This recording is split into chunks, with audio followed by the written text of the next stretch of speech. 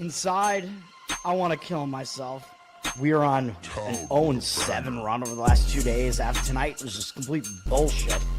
So that's how I'm going to start off this show. Horrible Sunday, 1-5. I don't even know what to tell you about that. I just don't want to do this anymore. I have never seen anything like this, man. With the slump continuing, 2 straight losses, not a good day at all. 0-4.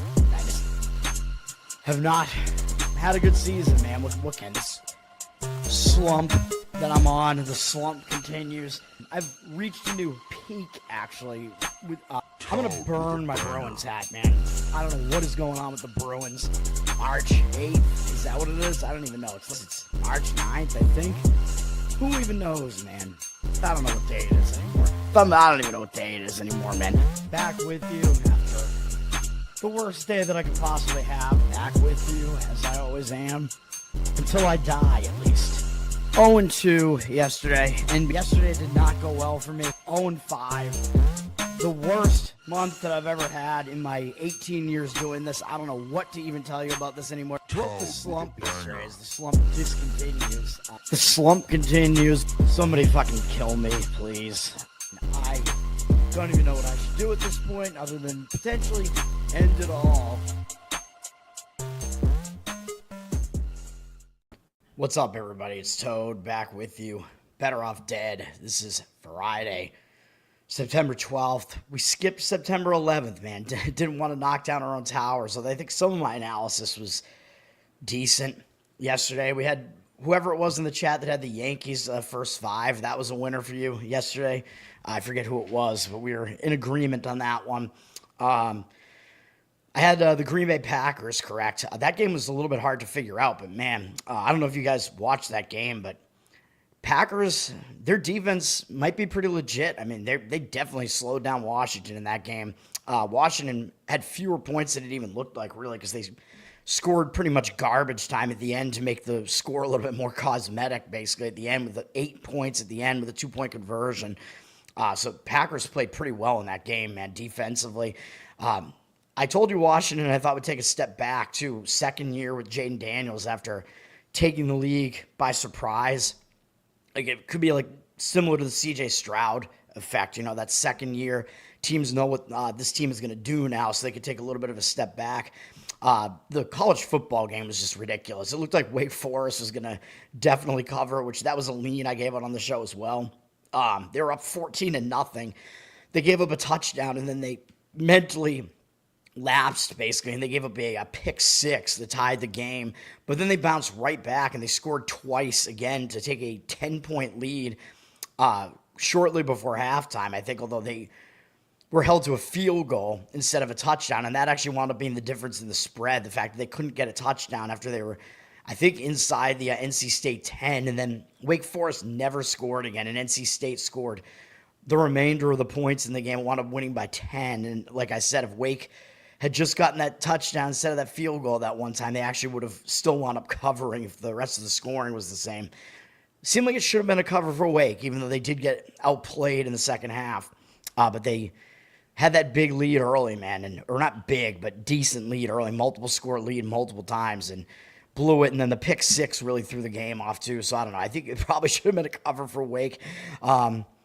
Yeah, I mean, don't have a whole lot else to say about yesterday. We'll move on to today. We don't have WNBA, as the WNBA concluded the regular season, so we know what the playoff structure will be. So I don't know if I'm going to do maybe I will. Should I do a WNBA bracket special? I don't know, man, because I got to do, tonight I have to do my college football show, and the WNBA playoffs start on Sunday, I think. Sunday's a WNBA because they're blasphemous Sundays, a WNBA game. I don't know. I got to think about it, man. Maybe I will. But ESPN doesn't have a game for it this year. ESPN had a game to fill out the WNBA bracket, I thought, last year. Maybe they didn't, but maybe I can find a site where I can fill one out and go over that real quickly. I know everybody loves that, the WNBA.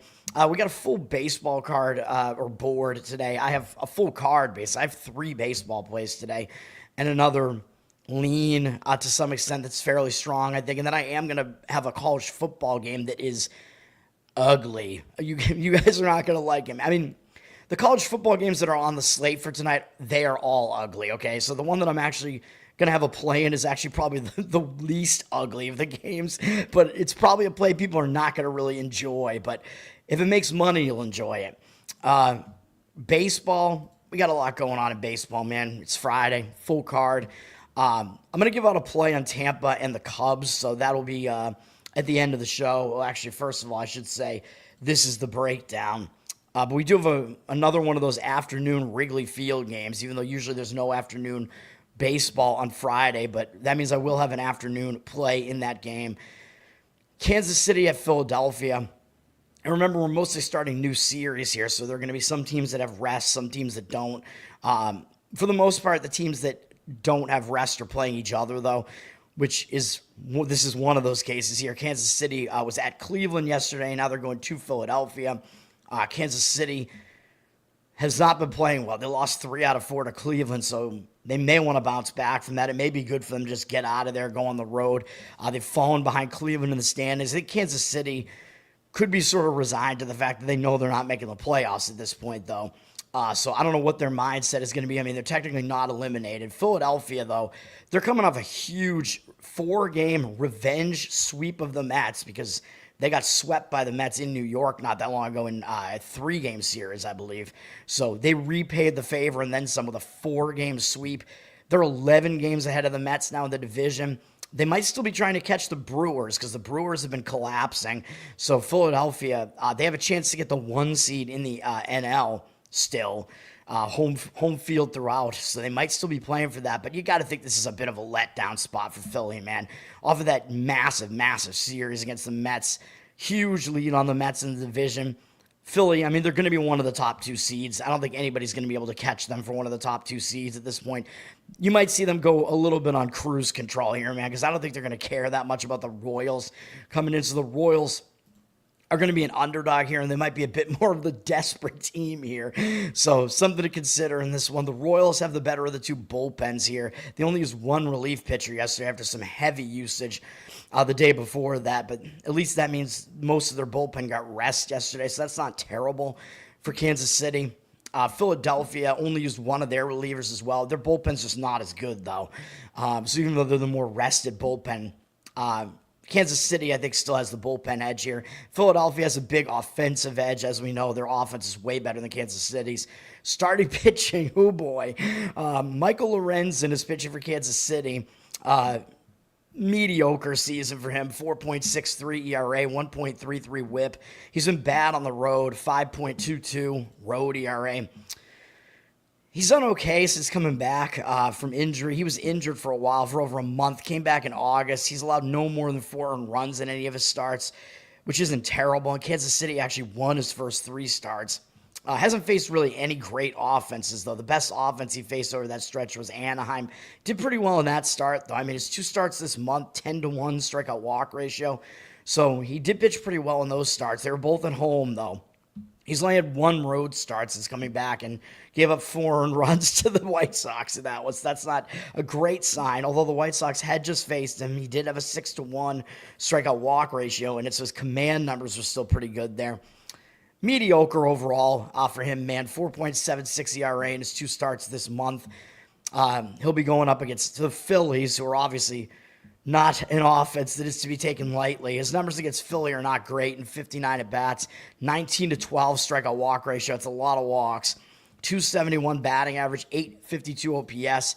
So matchup numbers plus the home road splits don't look very good for Lorenzen here. I'm not expecting him to do great here.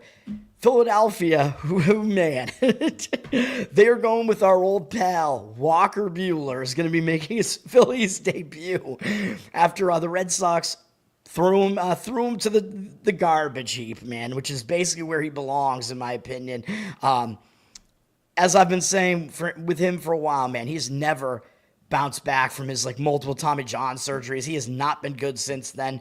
This year, not good. 5.45 ERA, 1.56 whip. He was good at home. Well, not good, but he was better at home. 4.37 ERA at home with the Red Sox. I don't know if that's really saying that much.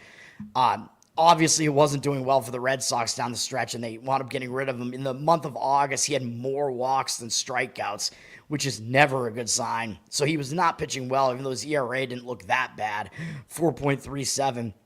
You can't put multiple guys on base, man. You cannot do it. Oh, and I think the final straw was the fact that they were about to sweep the Yankees, and Buehler didn't do well in that game. I think Buehler came out of the bullpen in that game, though, if I'm not mistaken. Maybe I'm wrong about that, but he didn't do well in that game against the Yankees, gave up 2 earned runs, although I know it's the Yankees. They hit well, obviously, but Buehler will be making his debut for the Phillies here, and he at least gets an easy assignment here against Kansas City because we know their offense stinks. They only have 4 hitters who've ever faced him before, 55 at bats, 13-3 strikeout walk ratio, 218 batting average of 550 OPS. Does that mean Buehler actually has the matchup edge here against Lorenzen? Yeah, I mean, I guess he probably does, but man, it looks like a really easy, it almost looks too easy to take Philadelphia here, though, man. They're down from minus 132 to minus 130, 80% of tickets, 86% of the cash on them.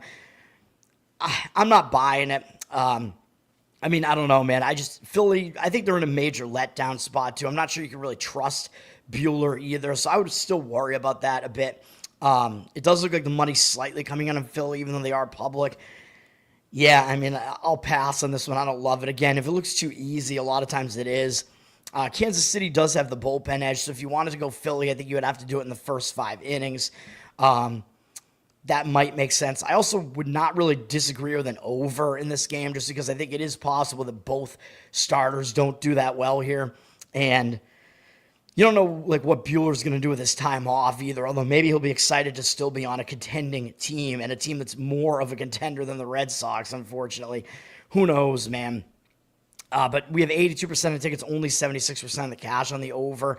But, I mean, I could see it happening here. I mean, if Kansas City, their bullpen at least isn't in the greatest rest shape. Philadelphia's bullpen's not great. One of the teams has a good offense at least, so the pitching could lend itself to an over in that one. Pittsburgh at Washington. Washington is returning home from a road trip. They went to the Cubs and Miami, and, you know, I point out when a team returns home from a road trip, sometimes it can be a bit of a distracted spot.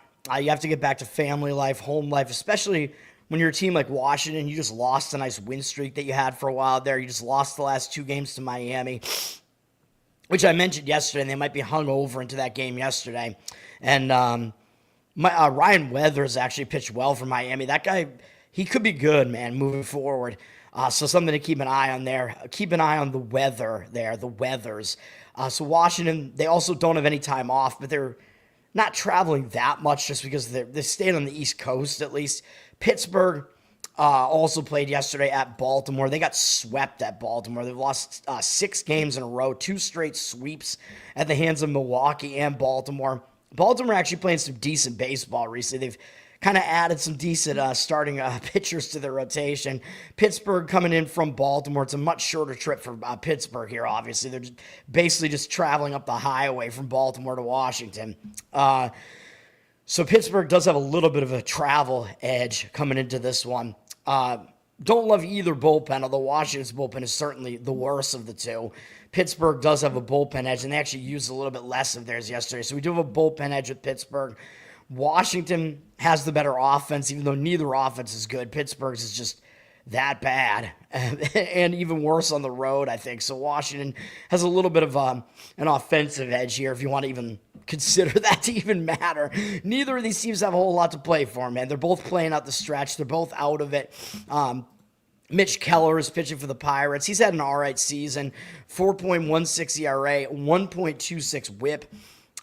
His ERA is almost the same, home and road, very insignificant home road splits.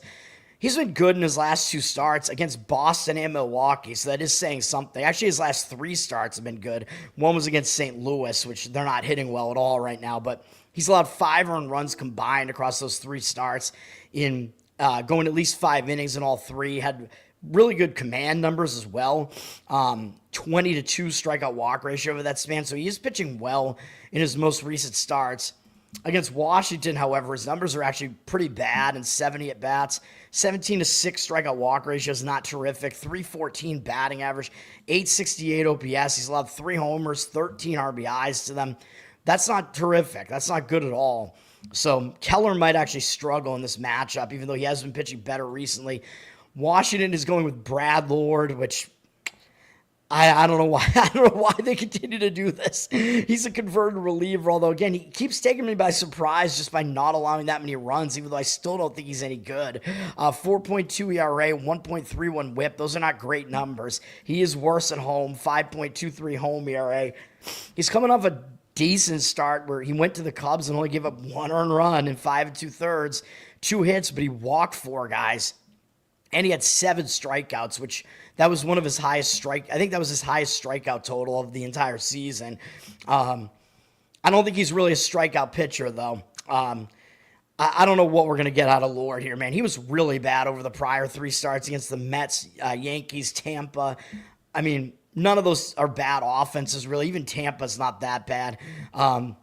But I'm not really expecting him to do that well here, to be honest, even though I know he's stepping down in class to face Pittsburgh. They're not a really good offense. They only have 9 at-bats against him, but they are 4 for 9 off him. 1 strikeout, 1 walk, 444 average, 1,056 OPS. This game, I would probably lean to an over in this game, although the money seems to be disagreeing with that. 79% of tickets on the over, 62% of the cash on the over. The total's gone down a little bit from 8 juice to the over to 8. To me, the total doesn't quite seem like it's high enough, man. You got a couple of bullpens that aren't really that terrific. Washington's is particularly bad. So you have Washington, you have Brad and bad. I don't like it, man. I really don't. Even though the offenses aren't that good, they might be able to take advantage of some not stellar pitching here, though. So that's kind of the way I look at this game. Money's coming in on Pittsburgh as well. Washington down from -110 to -107. 75% of tickets, 95% of the cash coming in on Pittsburgh. I wouldn't disagree with that. Pittsburgh, I actually think they do basically have the pitching edge across the board here, but I do worry about Keller's matchup numbers here, man. He is in better form right now. The Washington has a terrible bullpen, and Washington returning home from a road trip. So I don't disagree with the Pittsburgh side on that one either. Jeffrey, what's up, man?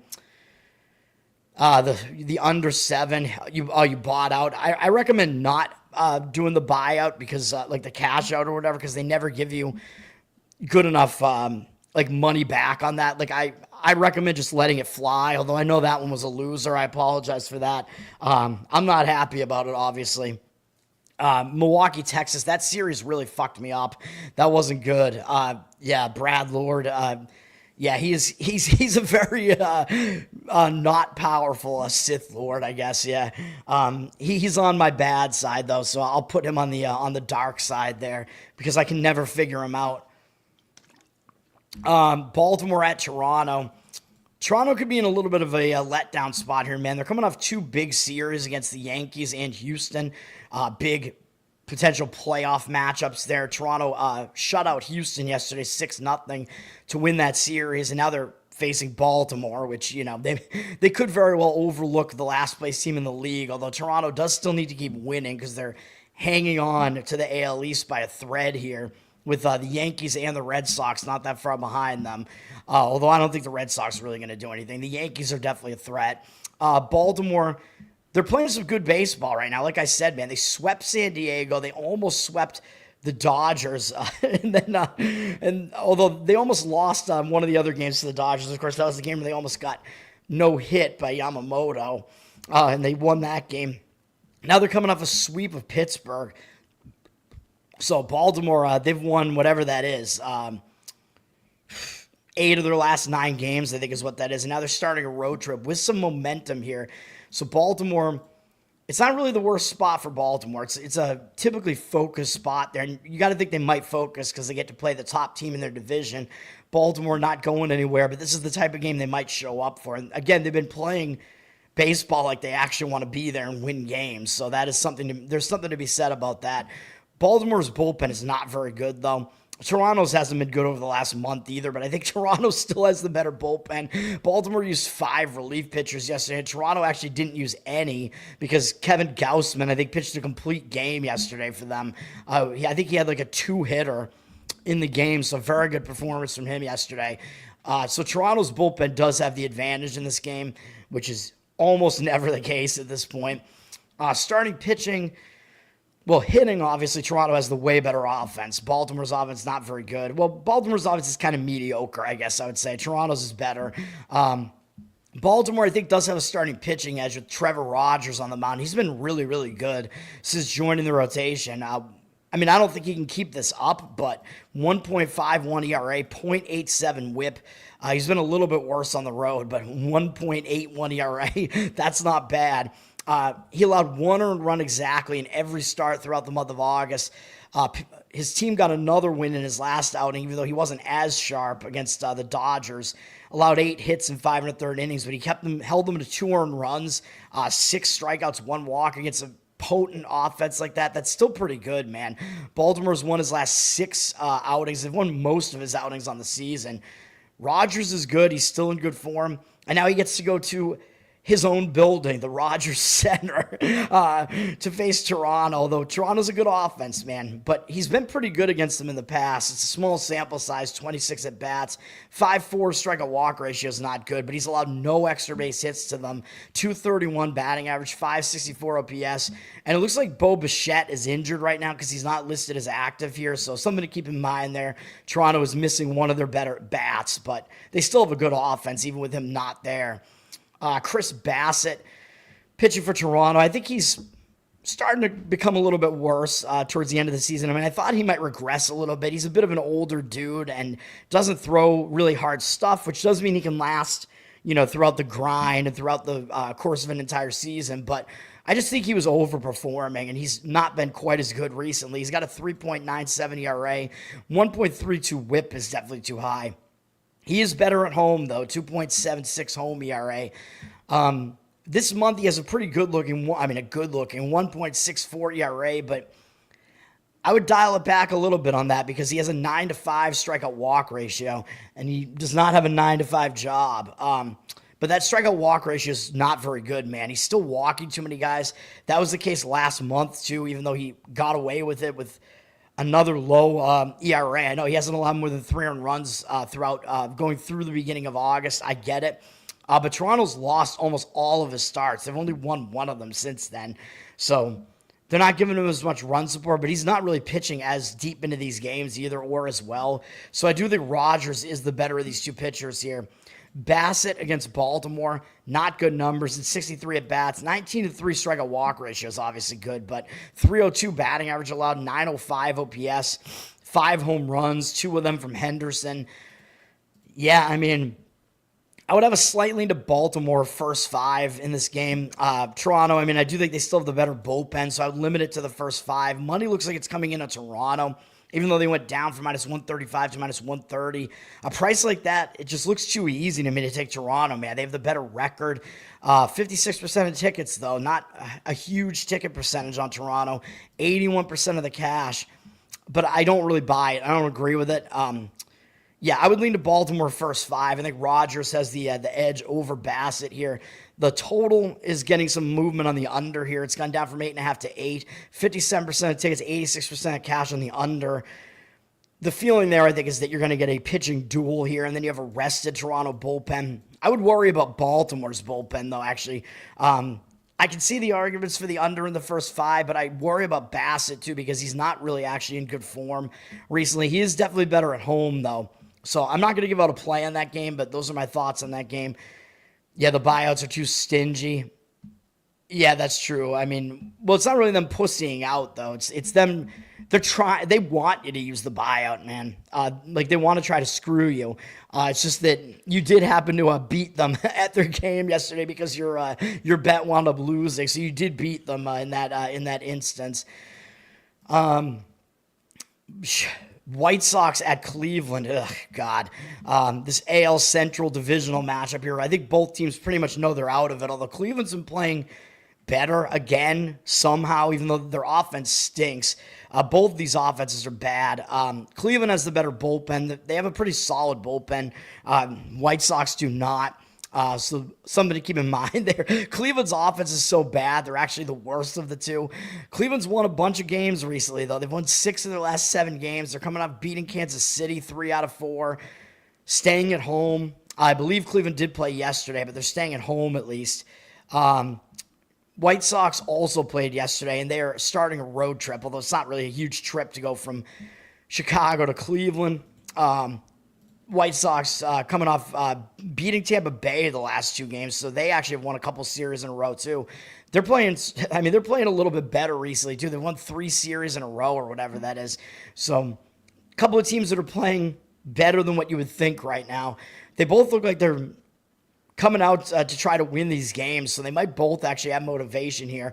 The White Sox bullpen, the usage has been a little bit heavier over the last couple of days. Cleveland used more guys yesterday out of their bullpen, although the usage overall has been a little bit less heavy. Starting pitching, Martin Perez pitching for the White Sox.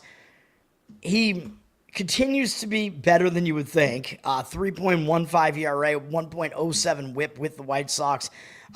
He hasn't pitched that much for them this year, though, so far. It's a small sample size. He hasn't been good on the road, 5.3 ERA, although it's all a small sample size.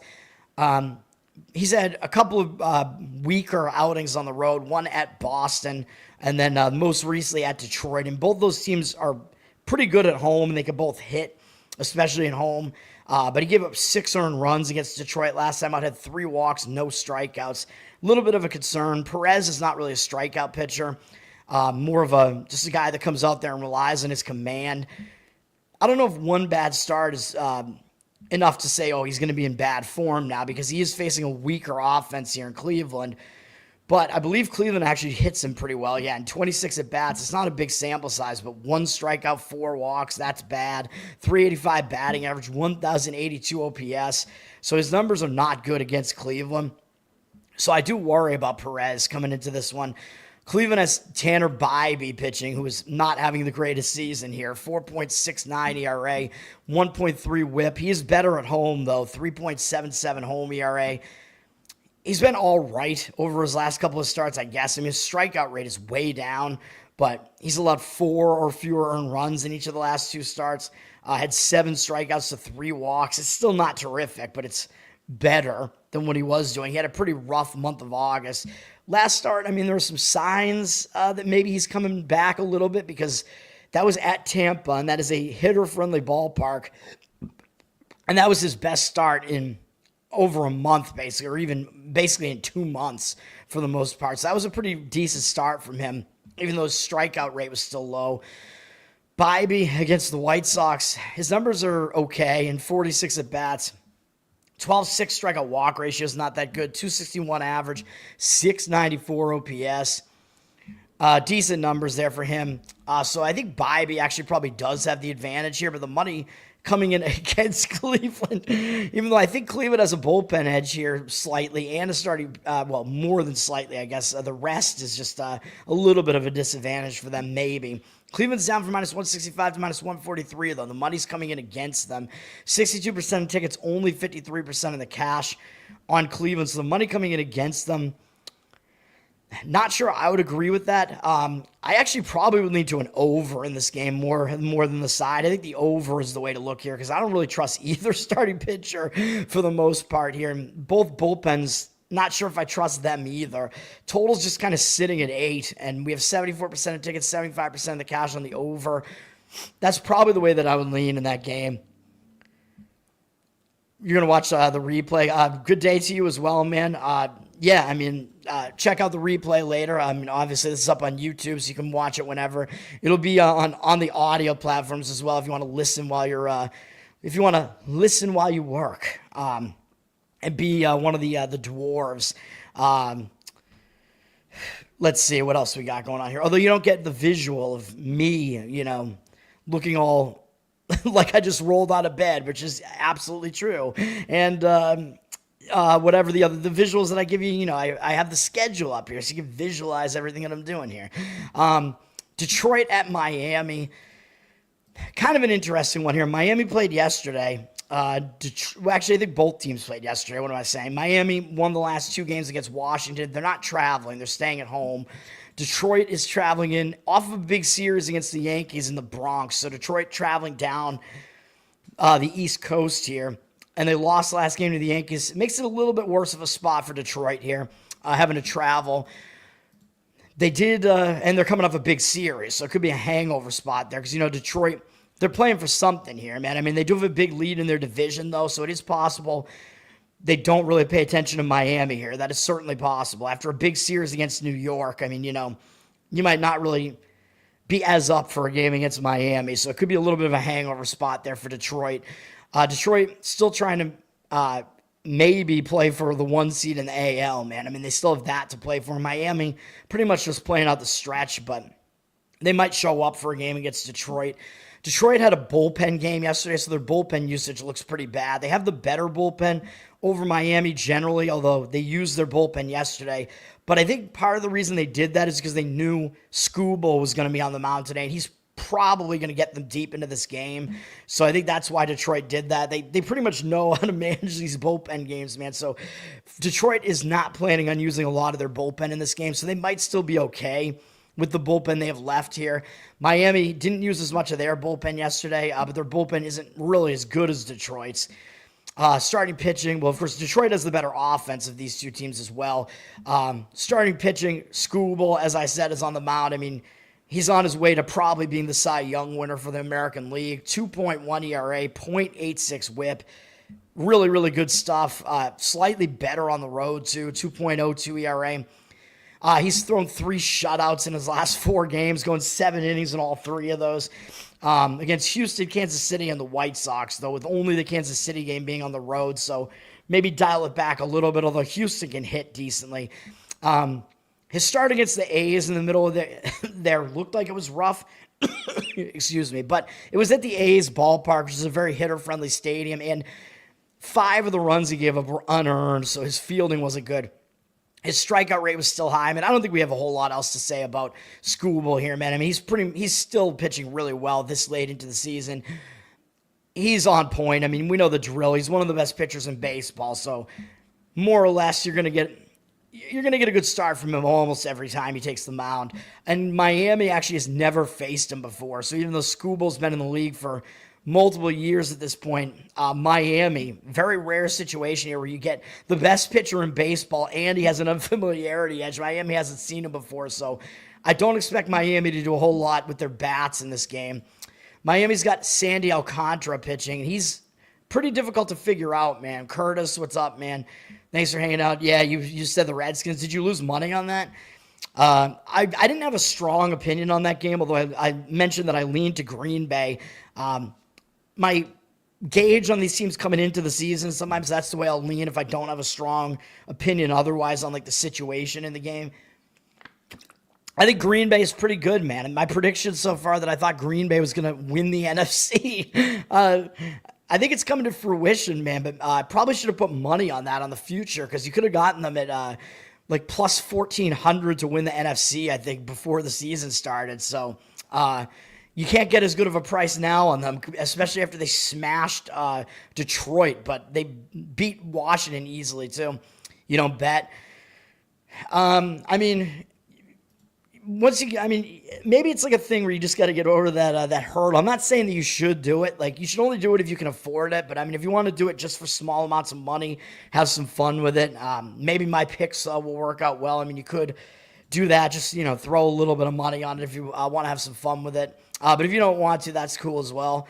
It's up to you, man. Sandy Alcantara for Miami. He's a guy, I mean, I've talked about him on the show quite a bit. Every time he comes up in the starting rotation, I mention it. He used to be really good, like almost Cy Young caliber, and then he had elbow injuries. He had, I think, multiple Tommy John surgeries, and he's never really been as good since then. Hasn't had a good season. 5.67 ERA, 1.32 whip. He is better at home, 4.67 ERA at home. But one thing to watch is he's actually been pretty good for basically 5 starts in a row now. His strikeout walk ratio has been better. He had a 3.69 ERA in August, 38-10 strikeout walk ratio. Last outing, gave up 4 earned runs to Philadelphia. But I mean, Philadelphia, we know they can hit. So that wasn't really a bad outing either. He had 4 strikeouts, 1 walk. His strikeout stuff isn't really at that level that it used to be, but it seems like he is pitching better, man. So something to consider there for sure. Whoops, I went to the Dodgers there. I went Detroit. Up against Detroit. Detroit only has 4 hitters who've ever faced him before. One of them is Charlie Morton, so we could throw that out. He's only 0 for 1 with a strikeout, though. But even if you include him, Detroit has 30 at-bats against him, 10 strikeouts, no walks, 1 extra base hit, a double from Baez, who's really the only Detroit hitter that's hit Alcantara at all. 200 batting average, 433 OPS. So Alcantara has a pretty decent unfamiliarity edge here. And he's been pitching better recently. I don't know if I totally trust him, but this is close to being a play for me, man. I like the under in this game. 52% of tickets on the under, 51% of the cash on the over. The total looks like it's slightly moved up with less of the juice now on the 7 juice to the under, but that is a low total, man. Of course, a lot of that has to do with the fact that Skubal is pitching. I think the under does make sense in this game. I mean, you could make it more granular, and I would not hate a Miami under their team total either, because Skubal is probably going to get you through a lot of that game. You might have to worry a little bit about Detroit's bullpen not being rested there, though, if you do that. Under, I mean, you could look to a first 5 inning under if you want to just focus on the starting pitching, but you'll probably have to get like under 3 or maybe 3.5 if you're lucky. So I worry about that too, but I would lean to an under in that game, though. It's not going to be one that makes my card, but that is a lean for me. It's one of the better leans, I would say, that isn't one of my actual plays. NFL 5-team parlays. Yeah, I recommend against parlays. I know it's, I mean, if you want to do it like for fun money and play it, you know, like just try to get lucky basically, and you can potentially win a good amount of money there.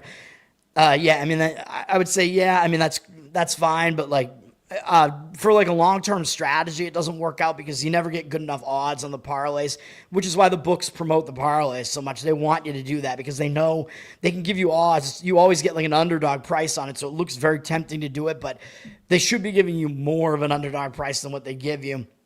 And especially because if you're doing a parlay, like those results are going to be not correlated to each other, you know what I mean? So you need all those independent results to all fall your way.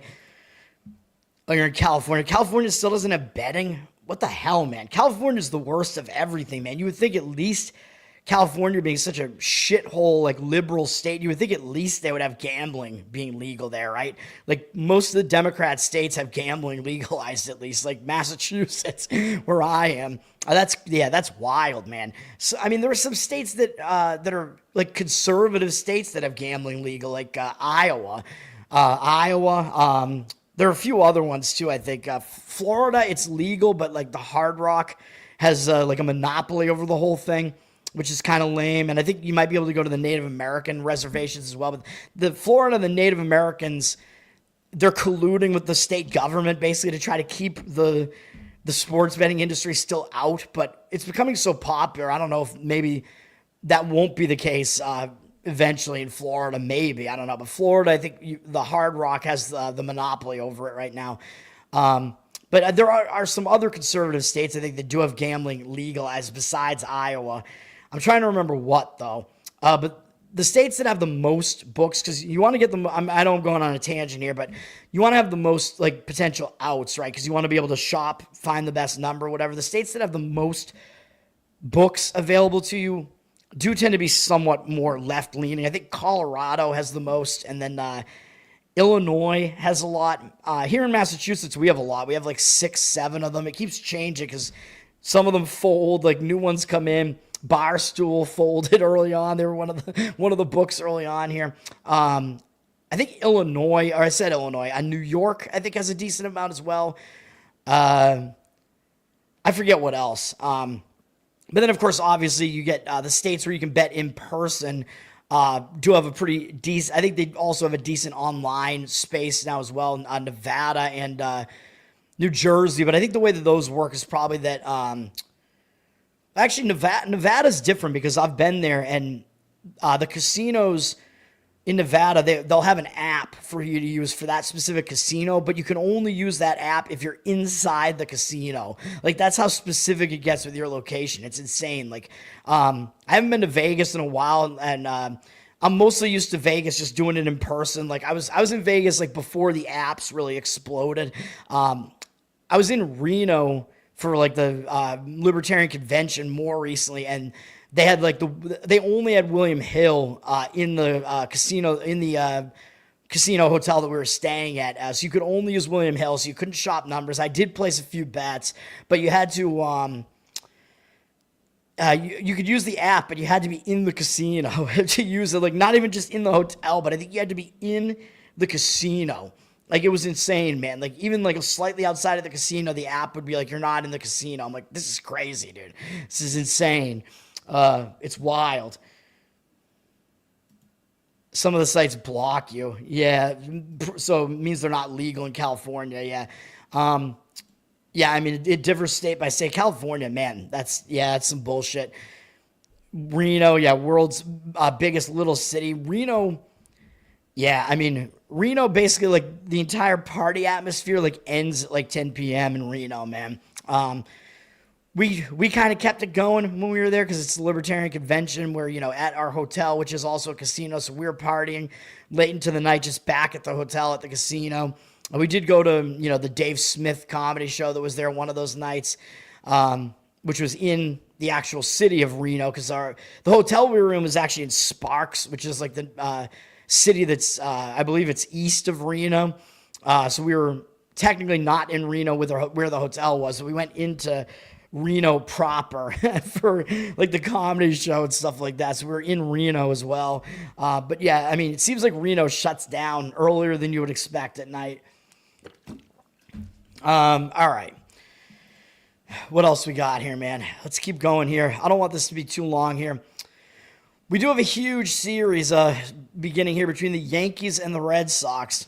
The last time these teams will play each other this season, the Red Sox, I believe, are 8-2 against the Yankees this year, and this will be the final series that they play this season. The Red Sox have already won the season series. Yankees probably have revenge on their mind, even though the Yankees did win the last game they played against. So the Red Sox took 3 out of 4 in New York. So the Yankees have some road revenge on their mind here, which worries me as a Red Sox fan. The Red Sox are also not in a good spot. They're returning home from the Pacific Coast. They just went to Arizona and the A's, and they split the road trip. They went 3-3 on the road trip, which isn't that great. Red Sox are a half game behind the Yankees. I mean, they're still in a wild card position right now. The Red Sox fighting to make the playoffs, even though Red Sox are dealing with some injuries right now. And I always talk about how when you return home, tends to be a distraction spot. You have to get back to family life. It's difficult to cross 3 time zones, man. So the schedule makers are not doing the Red Sox any favors here with this one, although the Red Sox didn't play yesterday. So they did have yesterday off. And at least, well, having the day off actually sometimes is worse because it like allows you to settle back home. But the one good thing is it's the Yankees. So, you know, the Red Sox are not going to like just overlook their opponent here or anything like that. You know they're going to be focused when it's the Yankees. The crowd's going to be crazy. A lot of Yankees fans come up to the Boston games as well. You know it's going to be a wild crowd. It always is for Red Sox Yankees, especially when it's the last series and both teams are fighting potentially for the division and for wild card positioning. It's a big series, man. The Yankees did play yesterday, so I guess that's the one somewhat disadvantage they have. They beat Detroit yesterday, and now they're traveling in, but they're only traveling from New York, so their travel spot is definitely better because that's a quick travel spot, obviously. The Yankees only used 1 relief pitcher yesterday, and it was Yarbrough, so they pretty much saved their bullpen coming into this series, and they're probably going to need it, to be honest, because Heel is on the mound for them today, and he doesn't really go that deep into his outings because he walks way too many guys, so there is that to consider here coming into this game. The Red Sox have the better bullpen out of the two, and neither bullpen really got used yesterday. So the Red Sox do have a bullpen edge here. Yankees have the offensive edge, although both offenses are pretty good, obviously. Red Sox are pretty good. Yankees are really good offensively.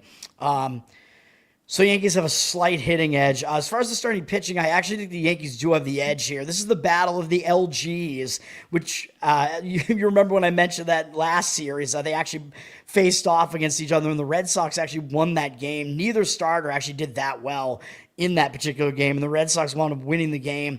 I mentioned you could watch it on an LG TV. But I think Heel is the better of these two pitchers, man. He's got a 3.31 ERA, although I know his whip is terrible, 1.53. I mean, you cannot put 1.5 guys on base per inning and get away with it, man. And Heel is not as good on the road.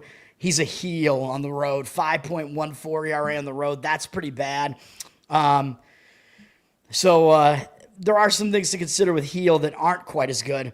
He's been pretty good. I mean, he hasn't pitched that much this year, so you know he's not wearing down because he's a young guy, so sometimes you have to worry about, is he wearing down at the end of the season? But luckily for him and the Yankees, he was injured for most of the season, so he hasn't pitched that much. He just finally reached the 6-inning mark in one of his starts against Toronto, gave up 1 earned run, but he walked 4 guys, and he only had 1 strikeout. So again, he walks too many guys, man. He's walked 4 or more in 3 of his last 4 outings, and I know he hasn't allowed that many runs. He's allowed 2 or fewer earned runs in every outing since his first outing. So he's difficult to hit, but he puts way too many guys on base via the walk. So he's kind of teetering on the edge of implosion every one of his starts, but he bails himself out with a lot of strikeouts. He's not a good ground ball pitcher either, though. He gets a lot of fly balls, and that might not be good in Fenway Park, especially if the Red Sox have some right-handed hitters, although he is also a righty. So usually lefties hit righties better. But, Fenway Park is a pretty hitter-friendly ballpark. Heel does have pretty good numbers against the Red Sox overall in 48 at-bats. 15 to 6 strikeout walk ratios, again, not great, too many walks, but 167 batting average, 468 OPS. So he has done well generally against the Red Sox.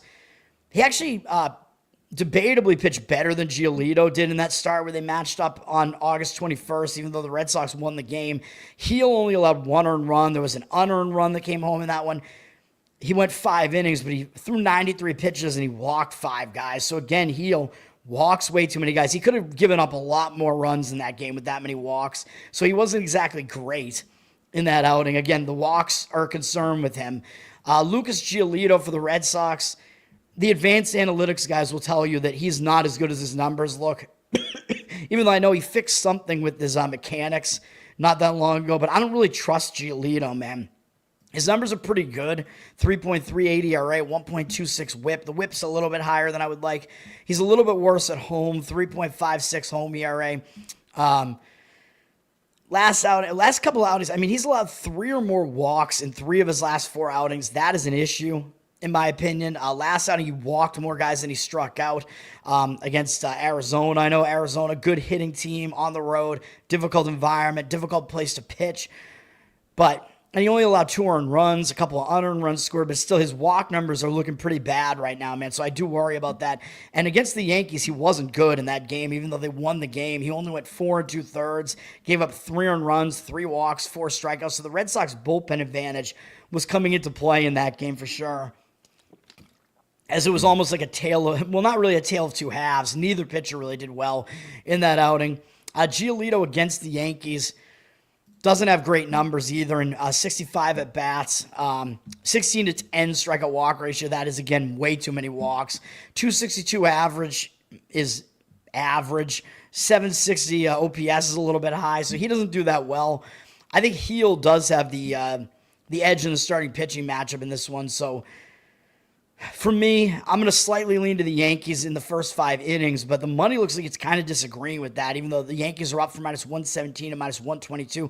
Odds makers are really disrespecting Giolito in this one. I mean, a lot of times you'll pay a tax on the Yankees, but not necessarily when it's Yankees-Red Sox, and that is crazy to see the Yankees favored on the road, especially, I mean, in a way it almost looks too easy to take the Red Sox, right, because you're getting the team that's 8-2 in this season series at home, and you're getting them as an underdog. That worries me, man. But Yankees have 57% of tickets, 56% of the cash. So the money looks like it's somewhat disagreeing with the Yankees. I would not want to be on the Red Sox, though. I mean, Yankees' first 5 innings makes sense to me, but you might have to pay a little bit of a price for that. I mean, an over doesn't not make sense to me either. I think both starting pitchers might not go deep into this game, just like last time.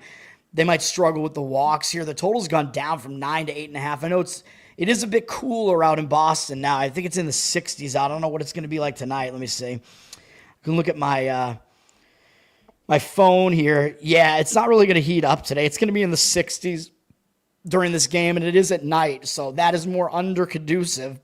But 53% of tickets, 59% of cash on the under. Money coming in on the under. I don't see it. I really don't. I think both pitchers' ERAs are kind of misleading right now with the way that they walk too many guys. So I would have a slight lean to an over in that game as well. You know what I'm talking about. Yeah, Reno, Sparks, yeah, Sacramento. When I left, because there are no direct flights, because, of course, Reno's in the middle of nowhere, basically. So, the people that set up I think it was probably the regime libertarians set up that convention to make it so that it was really difficult for everybody to get to, although that was the Mises takeover year, so we still all made our way out there. But there are no direct flights to Reno unless you're coming from one of the big cities that are closer to it. So I flew out. I went through Denver. Denver Airport, by the way, is Nephilim shit. I don't know if Top and Raven have talked about that on NDS, but it is the weirdest airport, man. There's like a whole underground like bunker thing going on there, which you're not allowed to go to. It has very, very strange artwork all over the place. There's a demonic like Bronco out in front of the airport. I forget the name of it, but it's this big blue art piece and its eyes light up red. It's bizarre as hell, and you can see it when you're like landing as well and taking off. Denver is a very, very bizarre airport, and it's really crowded seemingly, and they have these, Reed will be unhappy. Reed has probably been through that airport. I mean, he lived in Utah for a while, so I'm sure he's been to the Denver airport. They have the walking, the moving, what do you call it? The moving walkways, whatever. He calls them escalators. They're not escalators because they don't escalate you anywhere. But they do have escalators in the airport too. But, the moving walkways for people to put their bag on so they don't have to drag it and walk with it. But yeah, people will stand in the middle and not go faster. But the problem with the Denver airport is those things take up so much of the walking space that you can't even really like get around them because there's so many other people. It's bad, man. But the bathrooms in the airport smell like pine. So I was like, oh, this is it's a nice manly scent here. At least the men's bathrooms do, or the ones that I was in. I was like, man, it's a nice manly smell in here. All right. And they have some decent food options in that airport as well. But overall, not a pleasant experience in the Denver airport. And I think they probably perform ritual sacrifices underneath the airport, the tunnels underneath it. A bit of an aside there. And then on the way home from Reno, I flew through San Francisco. I changed my flight, actually. I was originally going to go through, I don't know if it was Denver again, or it might have been a different airport. I don't remember, but I changed my flight based on how the timing worked out. Whatever the airline was, let me change my flight. So I was like, I think it was Delta maybe. I was like, oh, all right, sweet. So I got to go through San Francisco, but then they changed my gate in San Francisco's airport. I know the Toad stories, man, but hopefully you guys enjoy these asides because I don't like these videos to go long. But San Francisco's airport, at least the terminal I was in, I guess, was like a star shape with like 5 legs coming out of it. So my gate was supposed to be at one, like very end of one of the legs. And then at like the last minute, it got changed. It was a red-eye flight, San Francisco to Boston. It got changed to like one of the other ends of one of the other like legs of the star. I'm like, oh my fucking God. So I basically wound up having like less than 10 minutes basically to make that entire journey. I mean, this is insane, dude. And then my flight wound up being delayed. I actually made it anyway. I was in time, but it was delayed as well. So I was like, oh my God. Yeah, the airport experience, man. I don't like San Francisco's airport, by the way. If that wasn't already clear, it's not a great airport. There aren't too many airports that I like, but I like the smaller ones. I like the Reno airport because it's small. It's really easy to get through security. The security line, there's no line. The TSA is there, but they're just like, hello, sir. How are you doing? All right, cool. I'm like, okay, yeah. Way, way better than the clogged mess that most airports are, the bigger airports that I usually wind up going through. I like the smaller airports, man. That's just the way that it is. I like Hobby in Houston. Is pretty nice as well. That's a much smaller airport in the Houston area than the bigger one is the George H.W. Bush. he has his name at a fucking airport. I think was he head of the CIA at one point? I forget, man. Whatever. I forget, man. But yeah, his name is on the bigger Houston airport, I'm pretty sure. But when I've gone to Houston, I've flown in through the Bettor airport, Hobby, the smaller airport, which is like south of the city. better option, in my opinion. I don't think it's that far out of the city either. I think it's only about 20, 30 minutes outside of the city. And Houston's a big city. It might technically even still be in the city. Anyway, yeah. Rangers, Mets, as you can see in the title. That's going to be at the end of the show. Try to get through all these games because I still have to talk about college football. Houston, Atlanta, I'm going to have a play on this game too, so I'm going to skip those for now. Hopefully, it's not going to take too long at the end of the show here.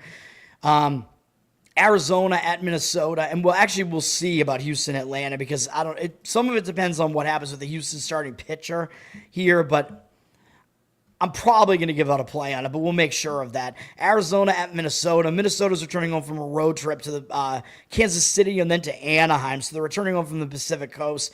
Not a good spot for Minnesota. They're just playing out the stretch here. They're looking like they don't really give a shit anymore. They've lost most of their recent games.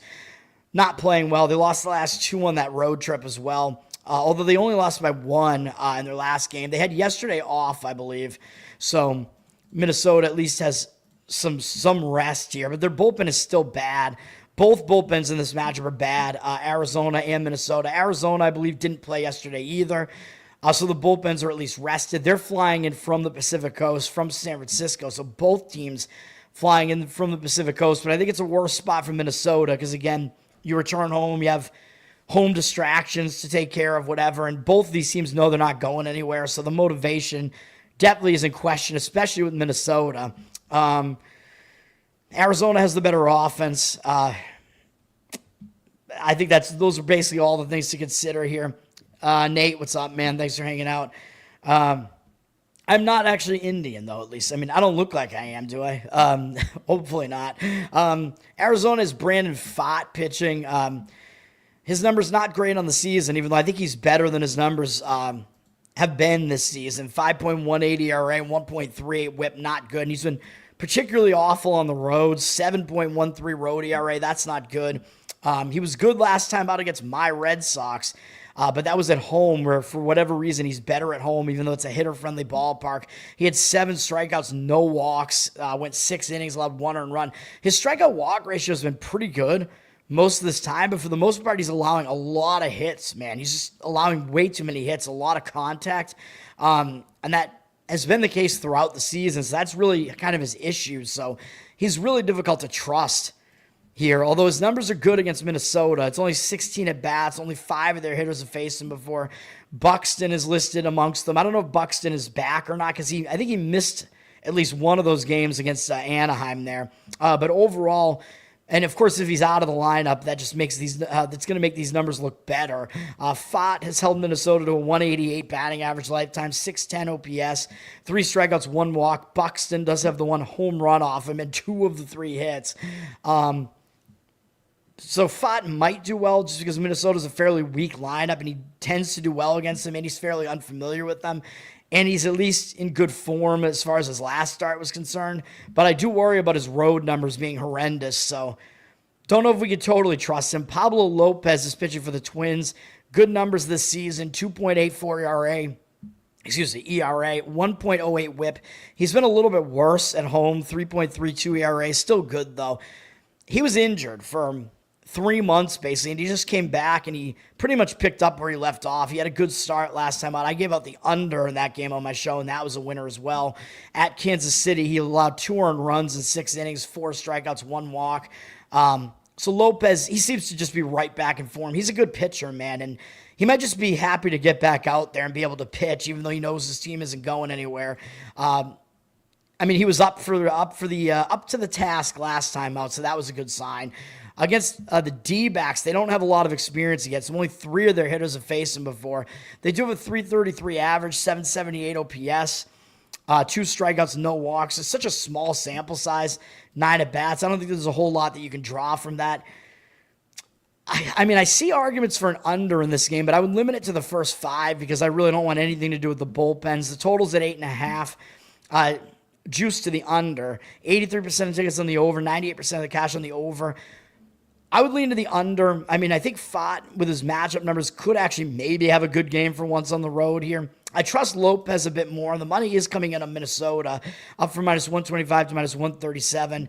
50% of tickets on Arizona, 71% of the cash on Minnesota. The public doesn't really want the Twins here because the public tends to lean towards the better offense, which is Arizona.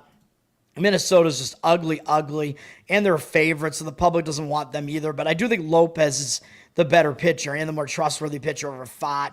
Minnesota probably does actually have the better bullpen as well against Arizona, even though neither of them are very good. I worry about the spot, the Minnesota returning home spot. That worries me about playing Minnesota. I would agree with Minnesota as far as the matchup is concerned. I worry about the spot. And then if you do want the under, which I don't disagree with the under, obviously. I would go under in the first 5 innings, which I forgot to mention. Just avoid the bullpens. St. Louis at Milwaukee.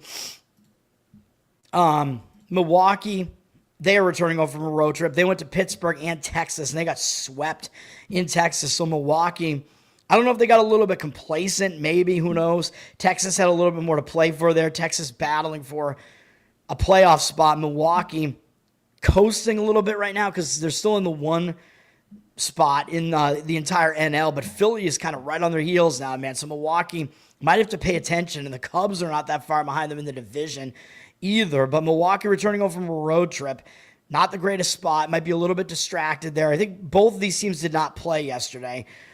St. Louis is coming in from Seattle, so they're actually having to come in from the Pacific Coast. They got swept in Seattle.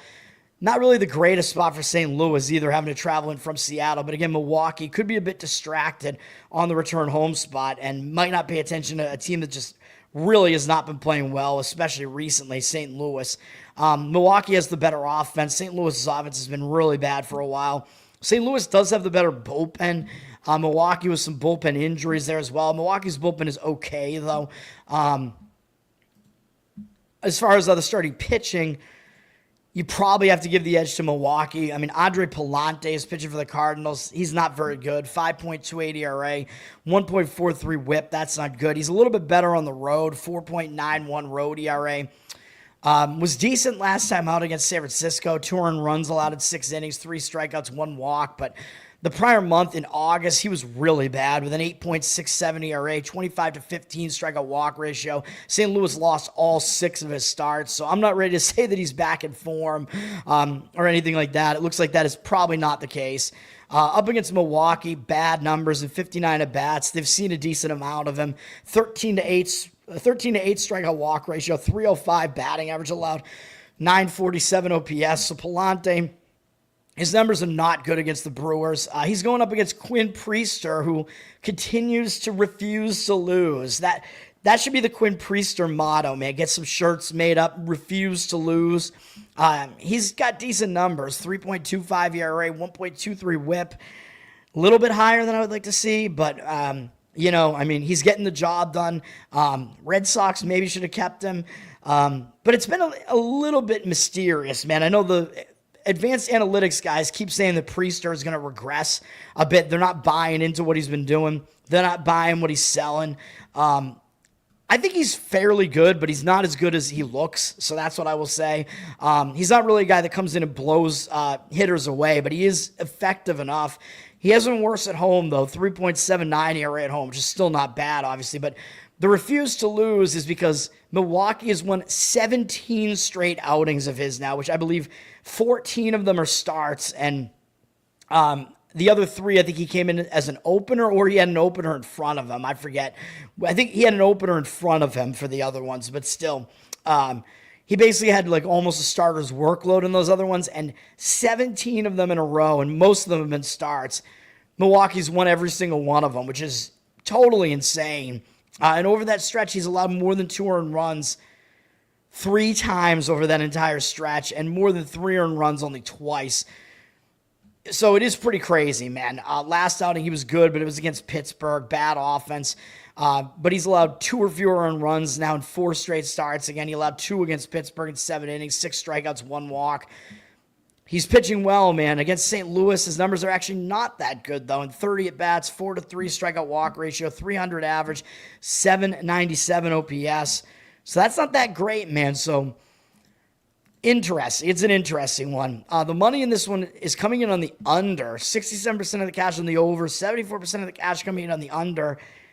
I don't see it. I really don't. I know the bullpens are both all right.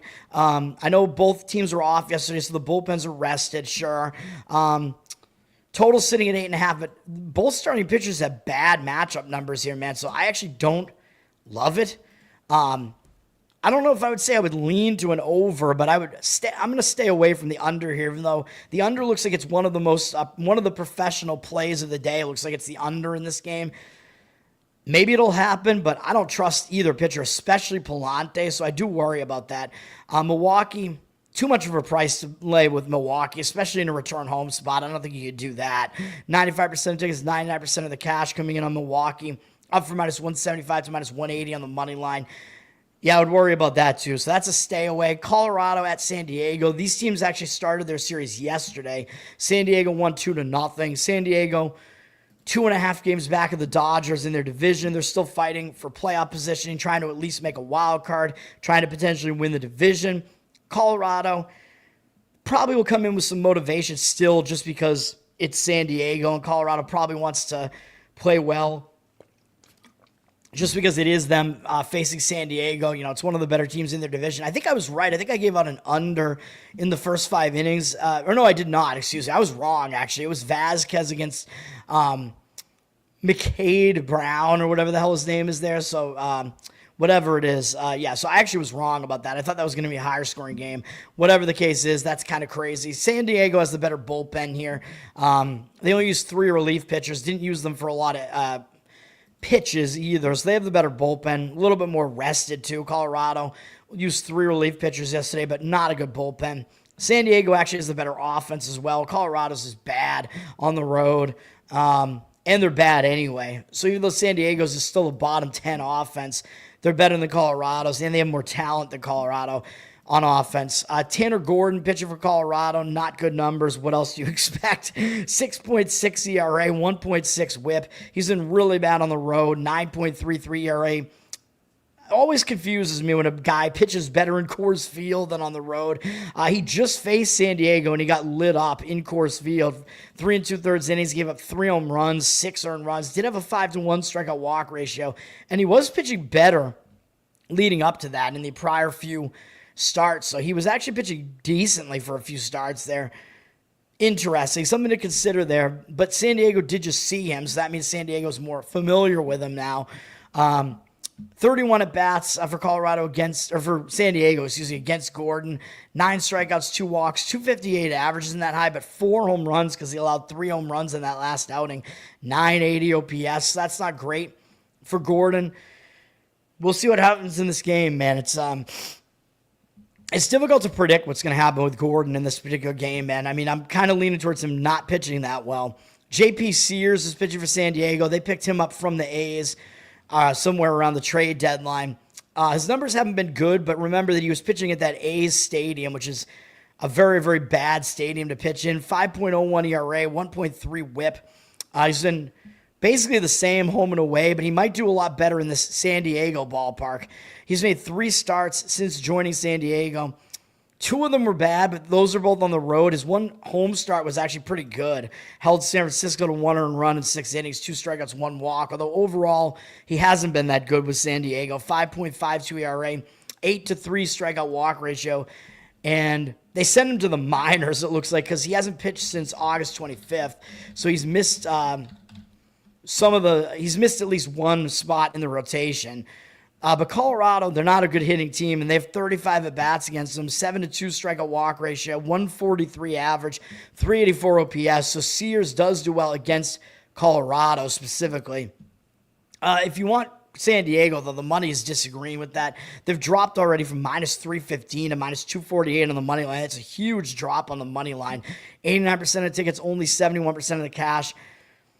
I don't think there's any way that you can really play San Diego here, man. I mean, I would probably stay away. 76% of tickets, 94% of the cash coming in on the over. Total gone up from 8 to 8.5. I mean, I'm almost kind of leaning to Colorado to go under their team total because they don't hit well on the road. I know they got blanked yesterday.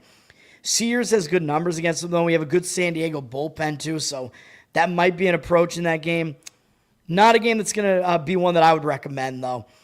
Cincinnati at the A's. I don't think either of these teams played yesterday. The A's are staying at home. They did just end a 3-game loss streak with a win over the Red Sox to finish that series. They had yesterday off. The A's have the worst of the two bullpens here, although Cincinnati's bullpen is not terrific either. Cincinnati's already on the Pacific Coast. They're coming in from San Diego, and they have a day off, so they're already adjusted to the time zone, and they have a little bit of momentum, and they have more to play for. The A's are just playing out the stretch. Cincinnati still potentially trying to get a wild card, even though it's going to be difficult at this point. But something to keep in mind there. The A's have the better offense. Cincinnati's offense is all right as well. Brady Singer is pitching for Cincinnati here. 3.98 ERA, 1.26 whip. All right season for him, but he's actually been worse on the road. 5.18 road ERA, which is weird because he pitches in a hitter-friendly ballpark in Cincinnati. This is another hitter-friendly ballpark, so which way is it going to go, right? Like, is he going to be bad again on the road, or is he going to do okay because he's used to pitching in a hitter-friendly ballpark? I don't know, man. Tough to figure out. His last few starts look pretty good. He's allowed 3 or fewer earned runs in every start going all the way back into like early to mid-August, basically. But his walk numbers haven't been that great. He has 3 or more walks in 2 of his last 3 outings. That's a little bit of a concern, although he has been better recently in general. 2.41 ERA in August, 39-9 strikeout walk ratio is not bad. So overall, I think he's in okay form, even though he did walk 4 guys in his last outing, but it was good generally against the Mets. Gave up 1 earned run in 6 innings, and I still somehow didn't lose, but my under in that game that I gave out on the show somehow still pushed. Go figure, which was over last weekend, I think. Singer up against the A's. His numbers are not good. It's not that big of a sample size. 23 at-bats, 7-2 strikeout walk ratio, but he's allowed a 304 batting average and 925 OPS and a home run from Blade. So his numbers are not that good against the A's. The A's look like they have not actually decided on a pitcher here, so interesting. It was listed as JT Ginn. I don't know if it's going to be him or not. If it is Ginn, he has a 4.95 ERA, 1.34 whip on the season. Not great numbers, obviously, and he's been pretty bad in this home stadium here. 6.64 ERA, that's not good. He was good in his last start against Anaheim. 5 innings pitched, 1 earned run, 5 strikeouts, and no walks. I don't know if it looks like maybe they're pushing him back in the rotation or what. Again, he's not great, but he's shown glimpses of being okay at times. His numbers are good against Cincinnati, but in a small sample, 13 at-bats, 3 strikeouts, no walks, 154 average, but actually 769 OPS is a little bit high because Benson and Stevenson both have home runs off him. But it might not begin in this game. So this game is very difficult to even figure out what's going to happen here. It looks like the A's are sitting at minus 108 on the money line, and the total is up over 10. I mean, not knowing who the A's pitcher is going to be, I can see arguments for an over in this game because Singer doesn't have great numbers against the A's. He's not very good on the road. Whoever the A's throw out there might not be that great. Neither bullpen is that great, even though I know they're rested. But an over might be worth a look in that particular game. Anaheim at Seattle. By the way, we do have a starting pitcher now. I'm going to have to look this up, the starting pitcher in the Houston game, because I was going to give out a play in that game, and now I might not. So we'll see in a second. Anaheim at Seattle. This series actually started yesterday. Seattle is on a roll right now. They've won 6 games in a row. They're actually now in a tie with Houston in the AL West. And it looks like they actually have the tiebreaker against Houston, too. At least ESPN is listing them above Houston now, so that's crazy. Seattle, they're fighting for a playoff spot, obviously. And it's not good for me as a Red Sox fan because that's another wild card potential, a team potentially making the wild card there. So there are a lot of teams in the wild card race here. Seattle won the game yesterday against Anaheim to start the series in 12 innings, which does mean the bullpens got used yesterday. Seattle has the better of these two bullpens. They used most of their bullpen arms yesterday, but so did Anaheim. So a ton of bullpen usage yesterday on both sides. Got to give the bullpen edge still to Seattle because Anaheim's is so bad. Seattle actually has the better offense as well. Anaheim's offense is all right. But Seattle, I mean, they're still up here. They're mid-tier, though, I guess, but Anaheim's a bit worse. Anaheim's actually now down in the bottom 10, basically, or almost close to the bottom 10 in hitting. And they do have some injuries on their offense at this point, remember. Yusei Kikuchi is pitching for Anaheim. he's not that great. 4.18 ERA, 1.48 whip. That's not good. Putting 1.5 guys on base in inning is not good, folks. He's particularly bad on the road. 5.45 ERA on the road. That's not good. He's been awful in his last 3 starts. He's given up 5 or more in runs in all 3. He's given up at least 4 in 5 of his last 6 outings. Bad stuff. A 14.09 ERA in his 2 starts this month. 7-5 strikeout walk ratio. He got lit up at home in his last start, too, against the A's. So he wasn't even good at home, where usually he is better. None of that is a good sign. Seattle's seen a lot of him. 117 at-bats.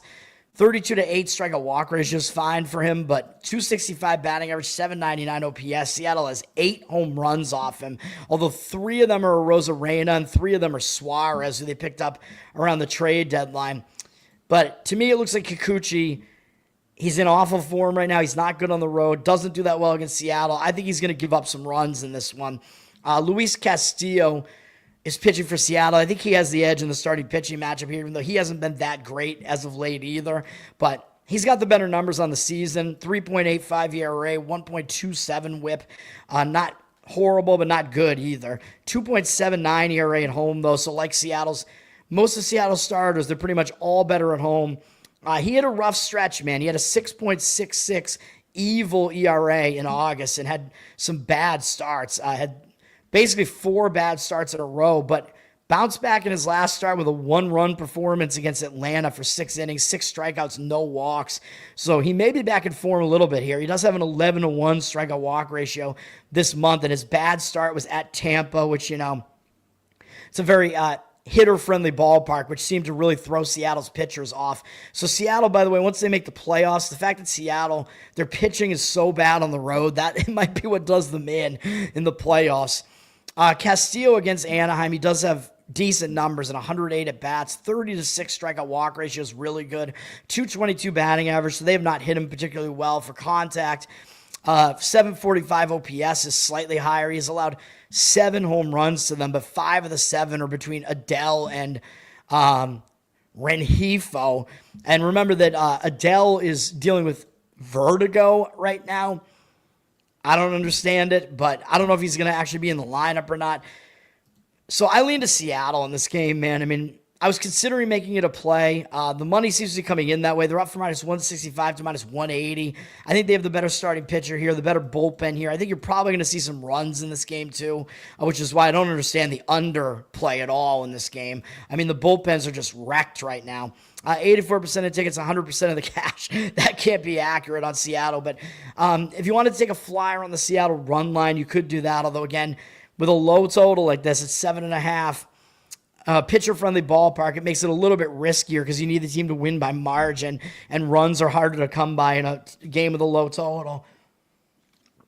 But I kind of think it's not going to be as low scoring, man. I mean, I can see reasons why both starting pitchers might not be as good here, especially Kikuchi. Both bullpens are torched right now, and Anaheim's bullpen is just awful. So I don't understand all the underplay here. 76% of tickets on the over, 85% of the cash on the under. There's almost no room for error there with a 7.5 total. I would not want to have my money on the under in that one, man. I'm not saying that you should play the over because I don't love fading, where the professional money is necessarily, but that one seems a little bit crazy to me. So I would not want to do it.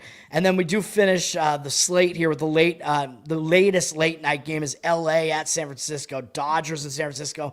It's a big series for both. I'm laughing at Joey Chestnut here for both teams here, man. I mean, LA, they're trying to hang on to the division. San Francisco, they're going to show up when it's the Dodgers coming into their place. I mean, that's a reason enough to show up, but they still might be trying to fight for a playoff spot. Joey Chestnut, apparently there's a new 999 challenge where the 999 usually is, what is it? It's 9 beers and 9 hot dogs in 9 innings, right? That's usually what it was, which I think Chestnut did that in one of the games this year. I think he did that, but now he's doing something different. He's doing 9 innings, 99 chicken nuggets. And I don't know if he's drinking beer during this or whatever, but I mean, that actually seems like it's not insane at all, to be honest. Like, I think I might be able to eat 99 nuggets over a course of 9 innings. Like, you're giving me like 2.5 hours to do it. But, it'll be a spectacle at least. Chestnut, I mean, that's probably really easy for him. I mean, this is a guy who can eat like 70 hot dogs in 10 minutes, man. You think 99 nuggets in 9 innings he's not even going to break a sweat. But he might try to do it as quickly as possible. I mean, he could probably eat 99 nuggets in like 1 inning if he really tried. Oh, man. We'll see. Chestnut winning the hot dog contest again after they allowed him back in. He was banned last year from the hot dog contest for being a spokesperson for Impossible Dogs or whatever the hell, one of the vegetarian dogs, even though he's not even a vegetarian, so I don't fucking know. Anyway, neither of these teams played yesterday, I don't think. San Francisco played Arizona last, and now they're actually staying at home as well. So they're not traveling. LA, I think, is only traveling from home, though. Yeah, they were at home against Colorado. They've won 4 games in a row now. They're already on the Pacific Coast. They're just going up to San Francisco, so not a bad travel spot for either team. They both had yesterday off. LA coming in with momentum as well, so spot, is a focus spot for LA. San Francisco has the way better bullpen, though. LA has the better offense significantly, so it's bullpen arms way better for the Giants. Hitting way better for the Dodgers, although they're not as good on the road as they are at home. On the surface, it looks like the Dodgers have the way better starting pitcher here, which is Yamamoto. Yoshinobu Yamamoto, 2.72 ERA, 1.01 whip. Really good numbers this year. He is a little bit worse on the road. He's better on the road. What am I saying? 2.33 road ERA, and this is a pitcher-friendly ballpark, too. He's been really good for most of the season and over the past month or so. He's been good. The last 3 starts, he's allowed 2 or fewer earned runs in all 3. Double-digit strikeouts in the last 2 outings. He's had 26 strikeouts and 4 walks over that span. He's definitely on point. His command is good. The one problem is he might be in a bit of a hangover spot because of what just happened in his last start at Baltimore. He was 1 out away from a no-hitter. He was going to be in the history books. And I talk about this. When a pitcher is 1 out away from a no-hitter and they lose it, or if they complete the no-hitter, either way, it can hang them over to the next game, man. They could be in a letdown spot or a hangover spot after that, man. And that's brutal to not only lose the no-hitter, but then they lost the game. The bullpen came in and blew the game, too. They should have just let Yamamoto finish the game, to be honest, at that point. Their bullpen sucks, and their bullpen came in and blew it. Just absolutely ridiculous. Yamamoto had a great performance, but he also threw 112 pitches, which is the most that he's thrown all season. He did throw 110 in an outing against Arizona back in May, and he was fine still in the next start after that. So he might still be fine again, but I worry about him a little bit, man, because that was a lot of pitches to throw there. That was, a heartbreaking loss of a no-hitter there right at the end. A lot of home run to break up the no-hitter, and then they took him out. Brutal. Just absolutely brutal. So is he going to be ready for this game? I don't know. Generally, his numbers are all right against San Francisco in 50 at-bats. 13-6 strikeout walk ratio is not that great. Too many walks, but 220 average, 744 OPS. We will see what happens here. He's going up against Justin Verlander, who is too old at this point. He's got a 4.09 ERA, which still isn't really that bad. 1.39 whip is not very good. He's better at home, though. More pitcher-friendly park, 3.77 ERA. And Verlander actually has 3 shutouts in his last 5 games. His last 2 performances have both been shutouts against Baltimore and St. Louis, and he didn't even walk anybody in the last one against St. Louis with 6 strikeouts, 16 strikeouts and 4 walks over the last 2 outings. Verlander is pitching a little bit better, although those were against some pretty bad offenses. He's having to step it up to face the Dodgers here, man. This is a much better offense. And yes, throughout history, he's been pretty good against them in 86 at-bats, 27-5 strikeout walk ratio, 151 batting average, and 477 OPS. So Verlander has shut these guys down in the past, but they haven't faced him this year, which could go one of 2 ways because Verlander is worse this year than he ever has been in his career. So maybe that's bad for Verlander, but LA hasn't seen him recently, so they're not going to be that familiar with him coming into this game. So very, very interesting. LA is the public road favorite, up from minus 150 to minus 154. 76% of tickets, 73% of the cash on LA. So the money coming in against them, it looks like it is too much of a price to lay on the Dodgers. If you wanted to go San Francisco, you'd want to do it full game because you want to get their bullpen into the mix there because it is the better bullpen. The total's low at 7.5, but it's actually gone up a little bit. Juice to the over more. 84% of tickets, 92% of the cash on the over. I wouldn't disagree with an over, honestly. The total is very, very low here. Dodgers bullpen is a bit of a concern, and again, the starting pitchers, there are some question marks with both starting pitchers here. So I'm not necessarily going to totally agree with the over. I might have a slight agreement with it in that one. There's just not a lot of leeway with that total there. So, and it looks counterintuitive. Anyway, we'll get into the best bets, and yeah, let's do best bets, and then I'll talk about the other football games too, and it'll be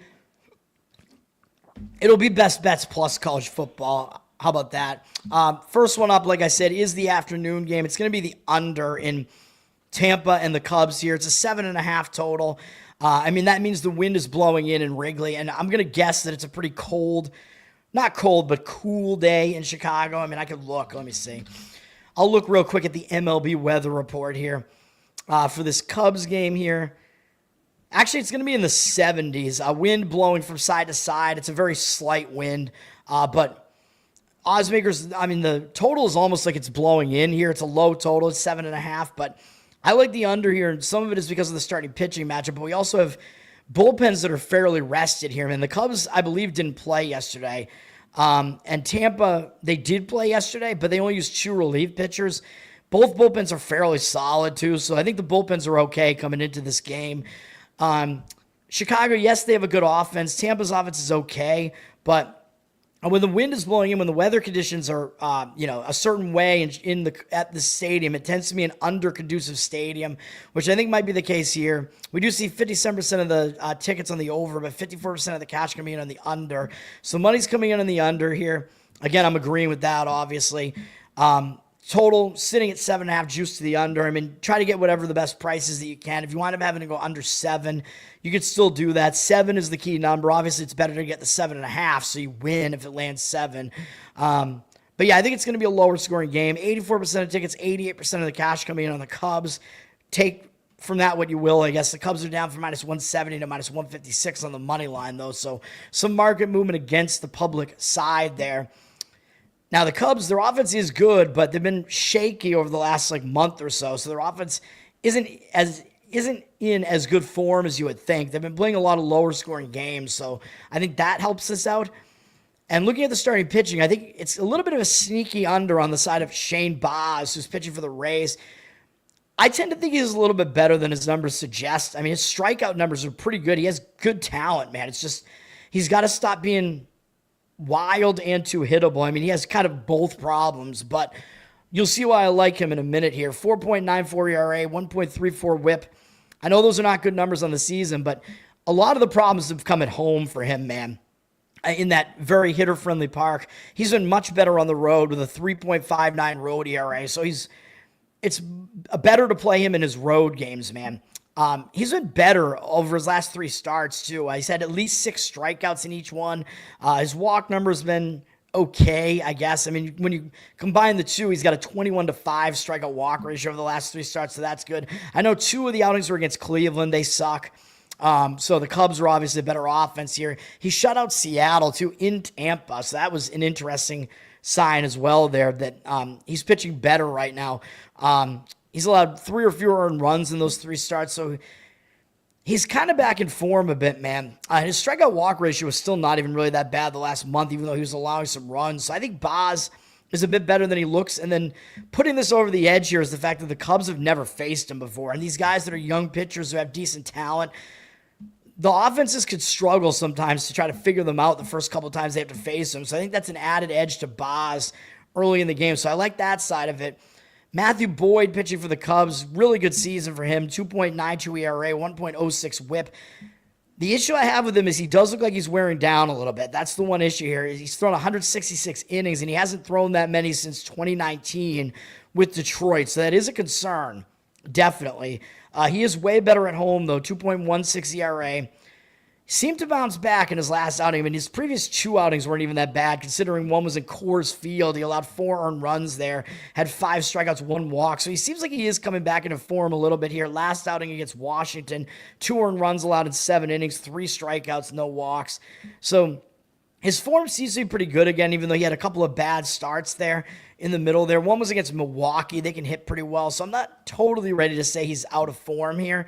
And Tampa's barely seen him. They have 2 batters who've ever seen him before. Really 1, though, because one of them listed as Adrian Hauser. So it's really just Diaz, who was 2 for 7 off him with 1 strikeout, 1 walk, no extra base hits. So basically, you have 2 starting pitchers who are pretty much completely unfamiliar to the opposing hitters, and I think they're both solid starting pitchers. So the unfamiliarity kind of puts this thing over the top here, man. That's an extra edge for the pitchers. Under Rays Cubs in the afternoon here. Next up, we are also going to go under Rangers Mets. I like the starting pitching matchup in this one too, man. This is going to be a game where maybe the public sees the Mets and maybe they will want to come in on an over in a game with the Mets because the Mets offense is really good. We have 55% of tickets on the over, but 64% of the cash on the under, flipping the total from 7.5 juice to the over to juice to the under. Now, get whatever the best number is that you can at all times, obviously. I think you probably still get a under 7.5 at right around -110. I saw it at reduced juice out there. Money seems to be coming in on the under, so it might keep moving that direction. I like the under here. For what it's worth, the Mets seem to be getting the action as well as far as the cash. They flipped from +109 to -109. 71% of the cash on the Mets, 65% of tickets on Texas. So the public, oddly, the public is on Texas. I think that has to do with the fact that DeGrom is pitching for Texas. So I think that's going to get the public to want to back him just because they have no idea who Tong is for the Mets. But I like both pitchers in this matchup, man. And the money seems to be indicating that the professionals actually like Tong over DeGrom.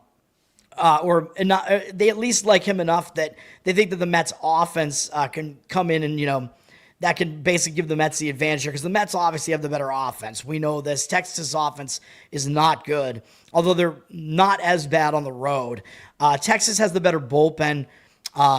So all things to consider here. The Mets, I don't love the Mets side, though, in this one, which is why I'm going with the total. Part of the reason why I'm going with the total. The Mets have been playing pretty bad baseball. They've lost 6 games in a row, and they're returning over from a road trip and coming off that big series against the Phillies. They've fallen 11 games behind the Phillies. It's not a great spot for them, man, even though I know they're only coming back now from Philly back to New York. But they were in Detroit, then Cincinnati, then Philly, so it's a long road trip. And I talk about these road trip returns. Sometimes he seems to be distracted, man, in that first game back. And I'm not quite sure that Texas is a team that's going to make them focus. And some people might think, well, they got to bounce back because they lost so many games. But it doesn't usually work like that. You need an opponent to draw your focus back in. So I actually worry about the Mets side a little bit in this one. So that's not what I want here. I actually want the total. The Mets did play yesterday. Texas coming off a sweep of the Mets and starting a road trip. So they're starting a road trip with momentum. So that's usually a focus spot, a positive spot. And Texas is still battling for a wild card spot and the division. So both teams fighting for playoff position here. The Mets probably are going to have to worry about getting a wild card at this point. That's what they're going to be able to do at this point, but still, they're both fighting for that. Texas could potentially still win their division. Texas was off yesterday, and the Mets weren't, so Texas does have a rest advantage here to some extent, and it can cool off your bats a little bit when you've been off as well, and when you're returning home from a road trip. Both of those things could cool off your bats, so that's another reason why I like the under. The Mets did use 4 relief pitchers yesterday, but they used Rogers, Tyler Rogers, not Trevor Rogers. I get them confused. He only threw 6 pitches, so he'd probably be available again. But the Mets' bullpen usage hasn't been that heavy, and they're a decent bullpen. Texas has a solid bullpen, and they didn't use anybody yesterday. Although I know the last time I went with Texas's bullpen in a situation where they were rested, they still fucked me. But hopefully that doesn't happen again because their bullpen's good. So I think the bullpens are fine here. As I said, we got Jacob deGrom pitching for Texas. He's having a good season, even at his old age. 2.78 ERA, 0.93 whip. He's been a little bit worse on the road, 3.22 ERA, but that's still fine, I would say. He is facing his former team, but I don't know if that matters because I don't know if he's faced them or not since then because he had shortened seasons with Texas the last couple of seasons. This has been his first full season after dealing with injuries for multiple years, and he's been really good this season too, but we could check real quick to see if he's played the Mets since then. I'm pretty sure he's not faced them this year. This is probably the only time they faced them all year. He had a really shortened season last year, so this might be an extra motivation for deGrom here. This is actually his first time facing his former team. Like, hey, I'm back, baby. So he might be a little bit pumped up to do well against his former team, and he's used to pitching in the stadium. He's going back to pitch at his former digs where he pitched for so long throughout the course of his career. So I like that for DeGrom, man. I think that's a good thing.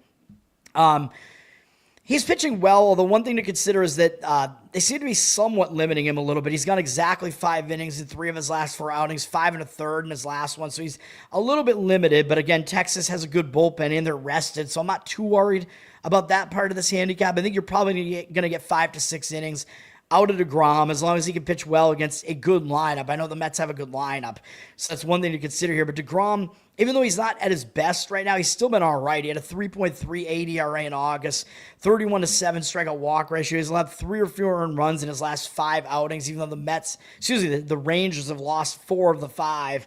Part of that is because the team can't hit. So all that to keep in mind here. The Mets actually have not faced him much. They only have 3 hitters who've ever seen him in 37 at-bats where they have 11 strikeouts, 4 walks. Soto has a home run off him, but they only have a 216 average and 617 OPS against him. So DeGrom, pretty good numbers against the Mets here, and the Mets are pretty unfamiliar with him too. So even though he's not what he was at his young age, but he's still going out there and fooling hitters, man. So his strikeout rate is still not too bad either. So I think DeGrom should be all right. And it's going to be a battle of an elder versus a youngster here, man, as you have Jonah Tong going for the Mets, who is 15 years younger than his opponent here. Tong is a really talented young pitcher, man. With him, you got to worry about how violent his windup is. As I point out, he's drawing Tim Lincecum comparisons. And if you look at his windup and his follow-through, that is very accurate. I think he's a little bit taller than Lincecum, but he's still not that tall.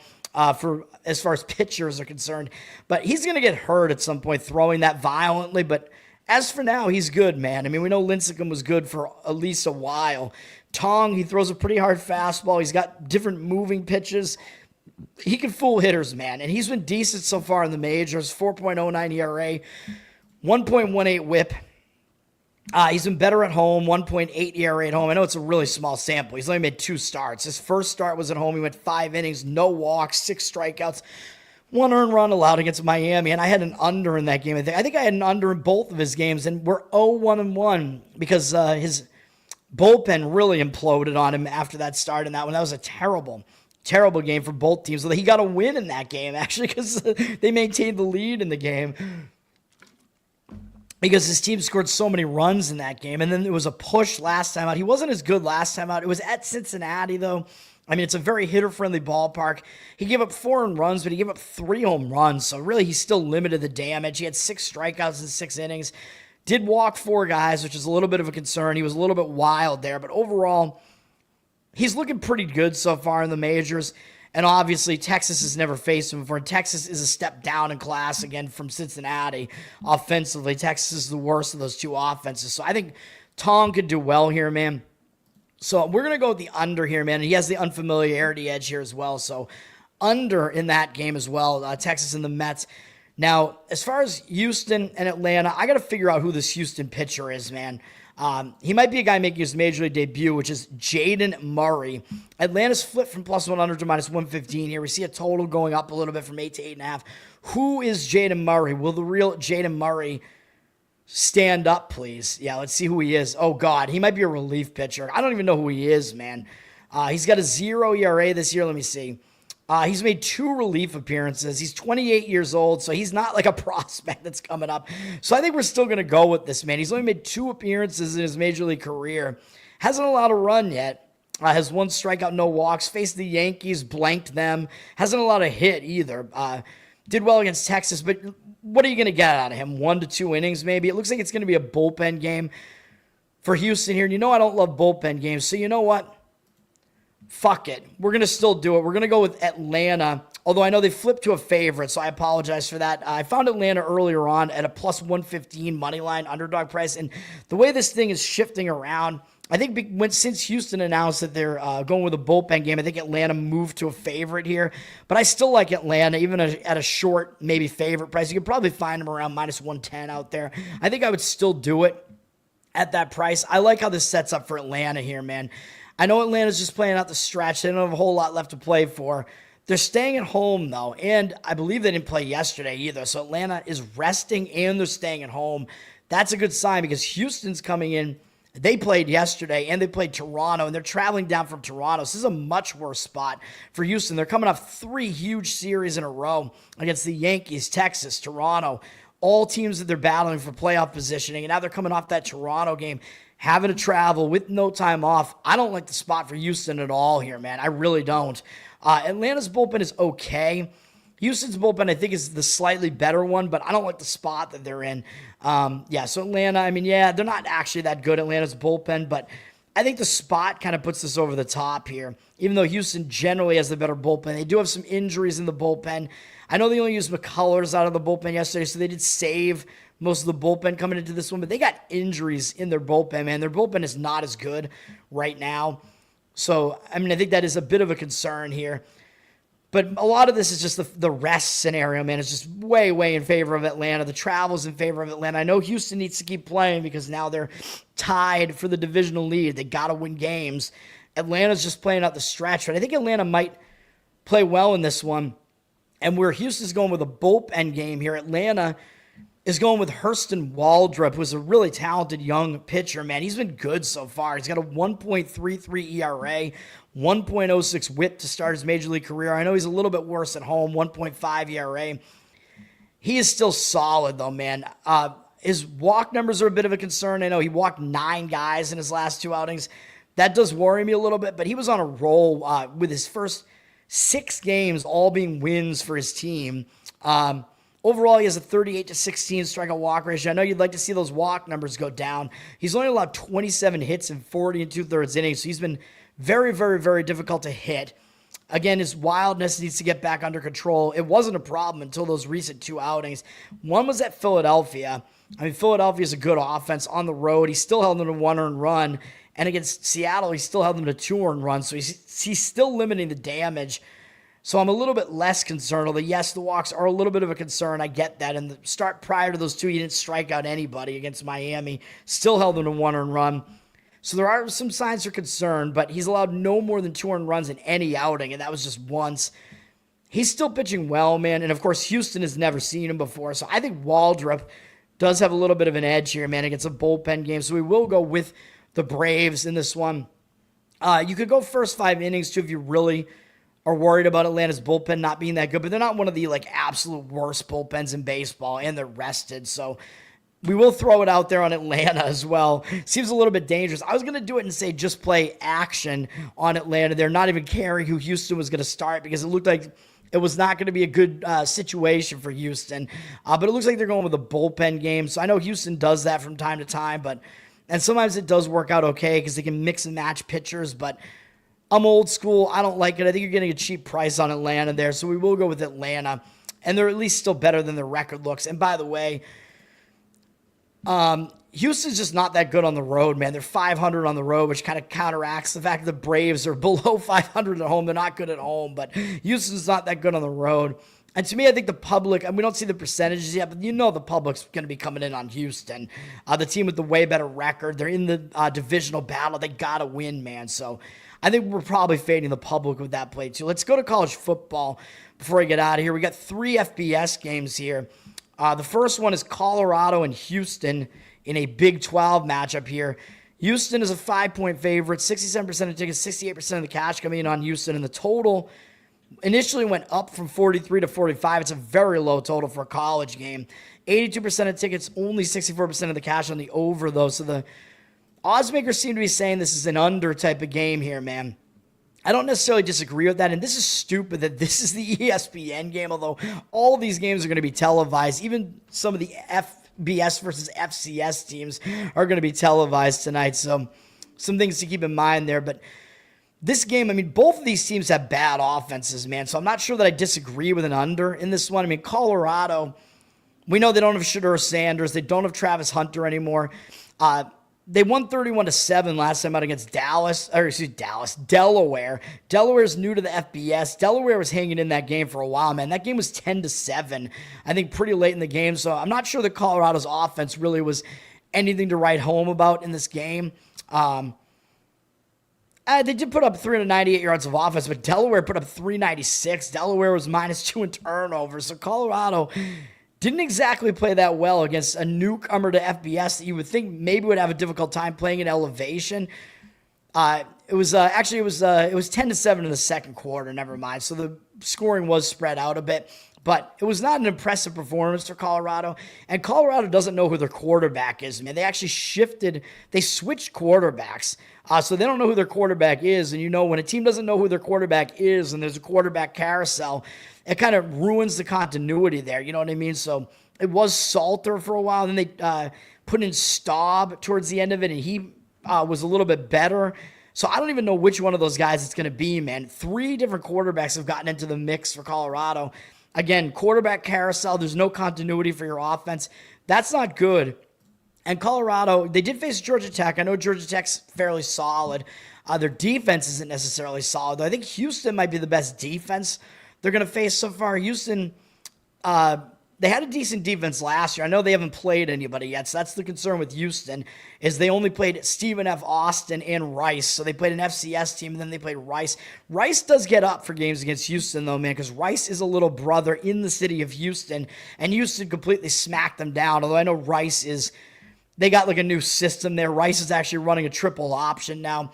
So Houston has not really faced an offense that can really damage them through the air yet or whatever. But Houston's defense was pretty good last year, so I'm not really thinking that Houston's defense is actually bad. I mean, I don't think they're as good as they look so far against those 2 bad offenses, but I don't think they're bad either. So Houston does have a better defense. They might be able to hold Colorado's quarterback carousel situation in check here. Houston's offense, I think, is a concern, though. I don't think their offense is very talented.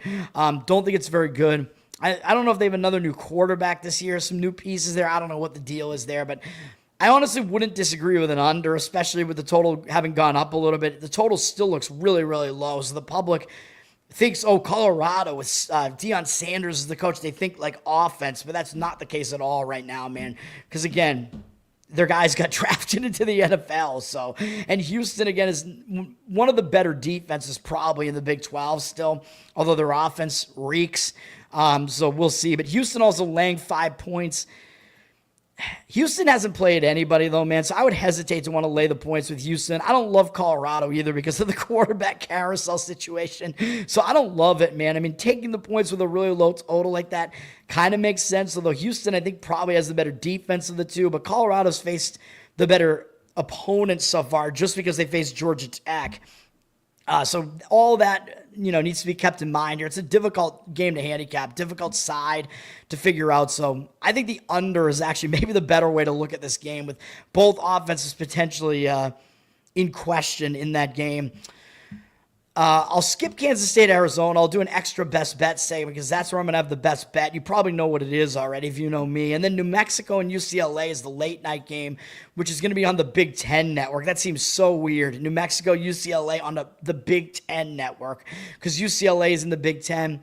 UCLA went up from 14 to 15.5, and now money is coming back on the other side on New Mexico. 56% of the cash on New Mexico, 55% of the tickets on UCLA. Total's gone up slightly to 53.5. Don't really have a feeling on the total in this game really at all. 84% of tickets, 73% of the cash on the over. So it seems like money kind of agreeing with an under in this game. I'm not sure that I would agree with that because I don't really know that either defense is really very trustworthy here, man. But I have a slight lean to UCLA on the side here, man. I think that initial line move is what I would agree with, even though I know you don't get the -14 anymore. That number was gone really quickly. And now at the higher price, the money's coming in on the other side. So it almost looks like it was a setup initially. Like the professionals came in and hammered UCLA because they actually wanted to just get it up above the 2 touchdown number to come back and take the other side of New Mexico. But I'm not so sure, man. Yeah, I know New Mexico played pretty well against Michigan in the first game. They had to go to the Big House. But remember, Michigan, it was their first game with a new quarterback, man. So Michigan with Bryce Underwood there now. So you knew there were going to be some potential growing pains there, continuity issues there. We've seen that out of Michigan so far. So I'm not sure how great Michigan really is. I know their defense is still solid. New Mexico, they played better than people expected in that game. New Mexico, but they got a whole new thing here too, man. They have a new coach there. I guess he's supposed to be pretty good. and the players like him, but I'm still not sure what to think of New Mexico. I still don't think they're a very good team. Last time out, they were way less impressive, beating FCS Idaho State, failing to cover. They only beat them 32-22. Idaho State is 0-3 so far, although I know they played at least 2 FBS teams, so they're probably not as bad as that record looks, but it was not an impressive game for New Mexico, man. Idaho State actually outgained them in the game by 15 yards. That is not, and it was at New Mexico, and New Mexico was like an 18-point favorite or something, so that's not a good sign. New Mexico actually had more first downs and possession, very slightly, and the turnover battle was even. So that is, I mean, that doesn't look good to me for New Mexico, man. I don't think that's great.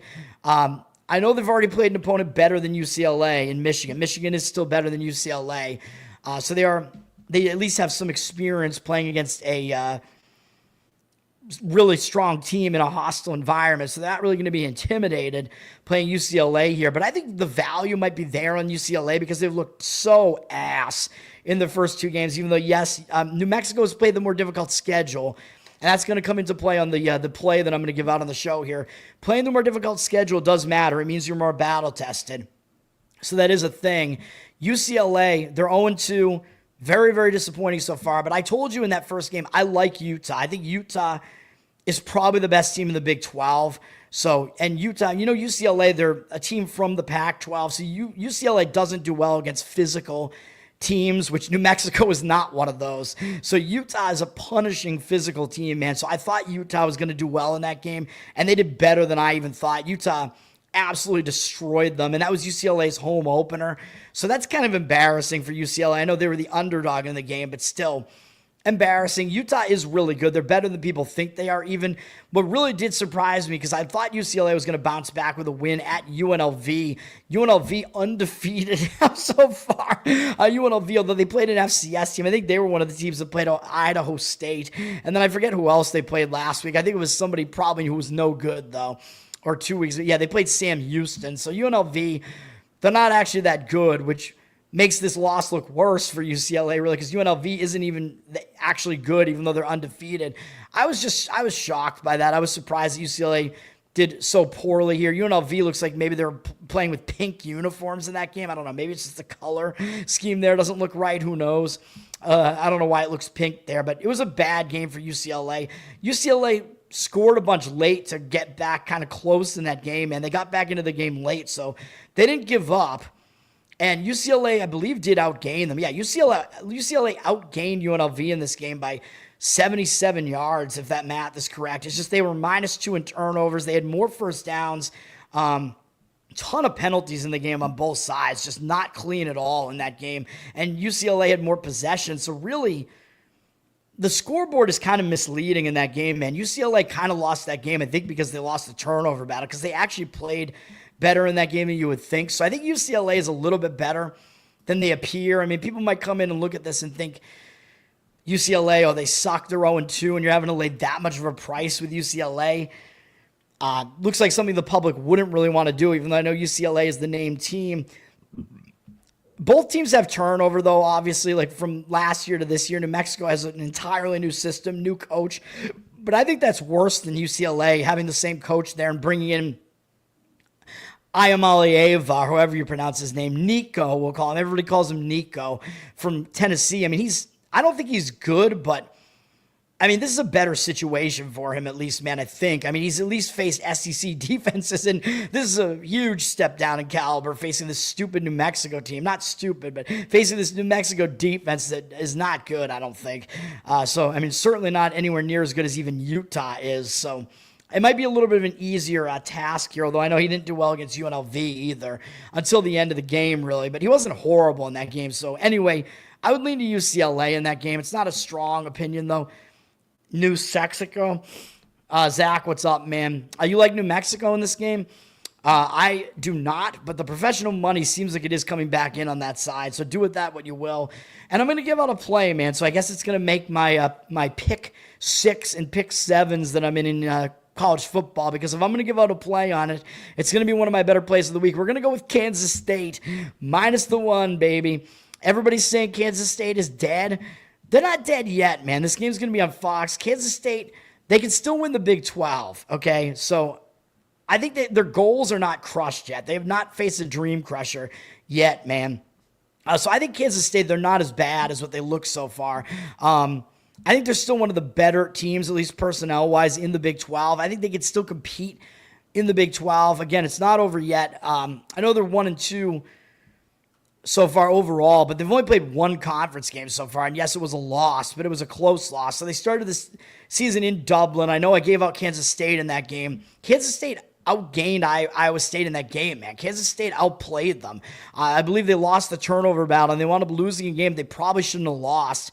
And then I think that hung them over. I mean, the next game they didn't play well against FCS North Dakota. They had a really close call against a really ugly North Dakota. Well, North Dakota's not that bad in the FCS, really, though.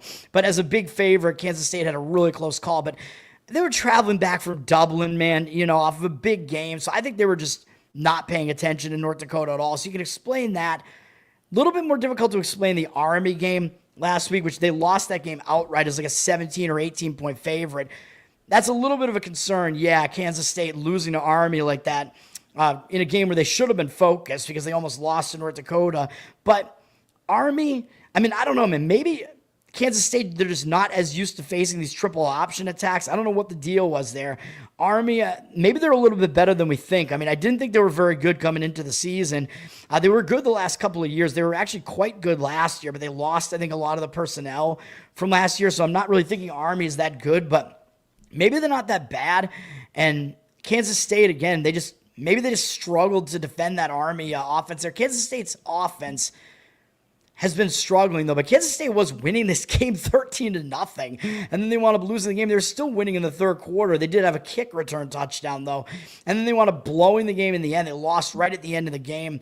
Pretty brutal. Their offense still needs to get better, man, for sure. They got outgained by Army. I mean, there's no getting around that fact that Army did outplay them. Army completely outpossessed them. But it was like, I mean, that kind of leads me to believe that Army's rushing attack was just like, Kansas State couldn't get them off the field, and maybe Kansas State just didn't know what they were doing with a triple option. But they're playing Arizona here, man. Arizona, I think they're in a down year right now. They're not expected to really be that good this year. And one of the main reasons I like Kansas State is because they have faced a more difficult schedule. Now, you do have to worry that Kansas State, they have some injury issues on offense, but it looks like some of that is about to get better because Edwards, who's one of their running backs, is about to come back.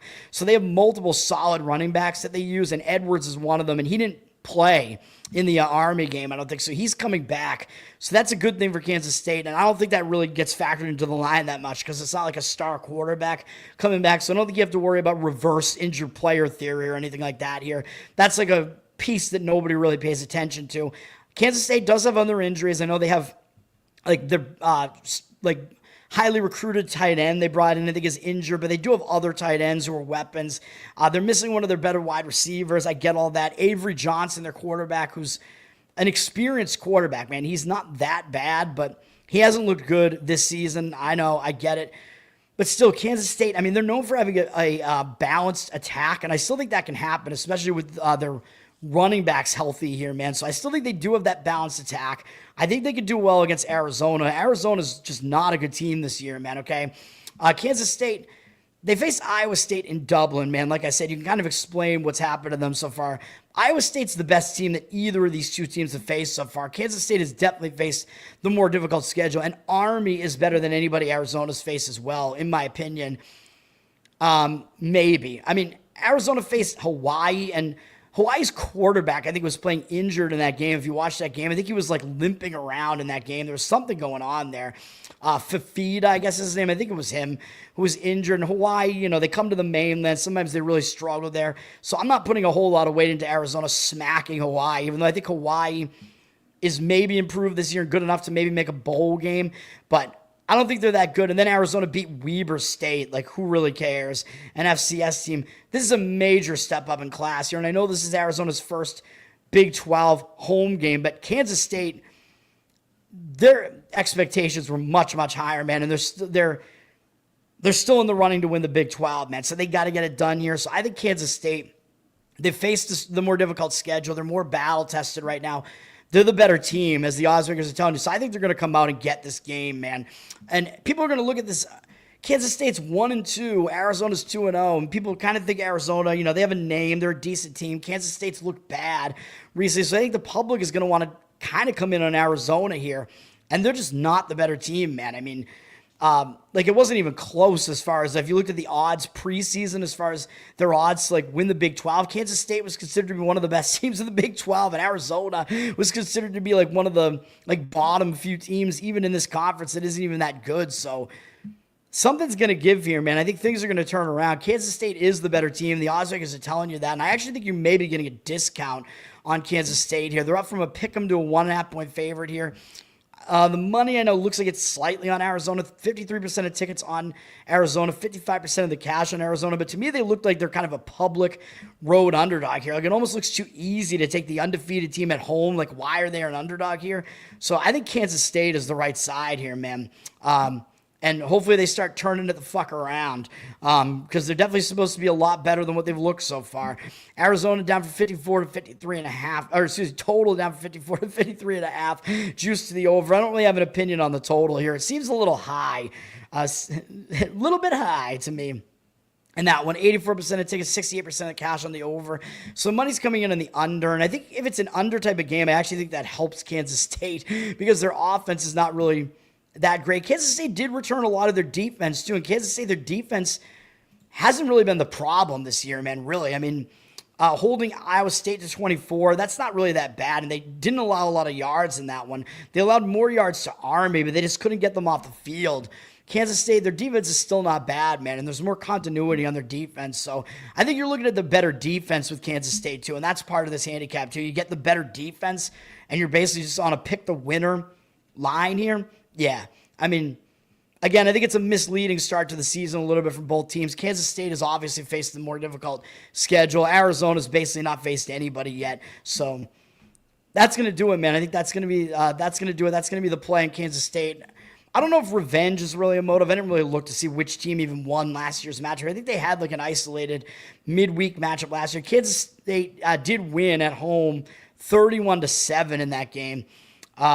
But I don't think revenge is a huge factor here, man. Teams will remember, this team beat us last year, but I don't think that's that huge of a deal. It doesn't matter as much as, this team ended our season last year or anything like that, because these teams basically play each other every year. So it's a slight motivator for Arizona, but Kansas State's in desperate times, man. They got to win the game. So I know sometimes the pressure is on in that case, but you're not really asking them to do anything besides win the game here. So that's going to do it.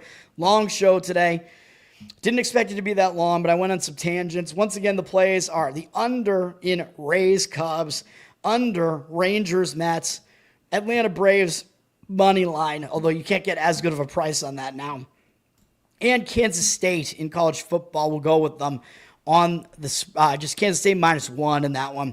That's going to do it. Learn to Toad on Twitter, Learn to Toad on Instagram. You can check me out there. I'll have some videos for these plays. Got to get the afternoon one up pretty quickly on Instagram.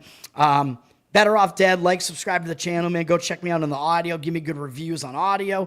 That really helps the channel out. Helps me out, man. Everything helps me out. Want to get monetized. We're monetized on audio, but the money's not flowing in until we get way more listeners on audio. So hopefully we do. But I rant too much. People don't like my autism. Covered in Uke is my Uke channel on YouTube, which I've been keeping up with that. Haven't been keeping up with the Patreon feed. I know. I keep saying I got to get back to that. It's almost up to date, but I think I have about 4 songs I have to get up there. So I got to do that. I promise I will do that at some point. I know I feel like I'm busy all the time, man, even just with the sports shit. So we'll see. But that plus job hunting and whatever. Patreon.com/learntotone. You can help me out there. Thanks, guys, for hanging out. Long video today. Let's kick off the weekend on a good note. And I'll be back tonight, remember. I'm going to do the College Football Saturday show, which is probably going to be a long-ass show. I have some ideas of what my plays are going to be, which I think are probably stronger than this Kansas State play, although I don't mind the Kansas State play tonight either, obviously, because I'm making it a play. So I'll be back with you guys, tonight around that time. So be there for that, man. You don't want to miss it. We'll talk about a bunch of the college football games. It's week 3, so we have some good games to talk about. That's going to do it. Peace for now, everybody.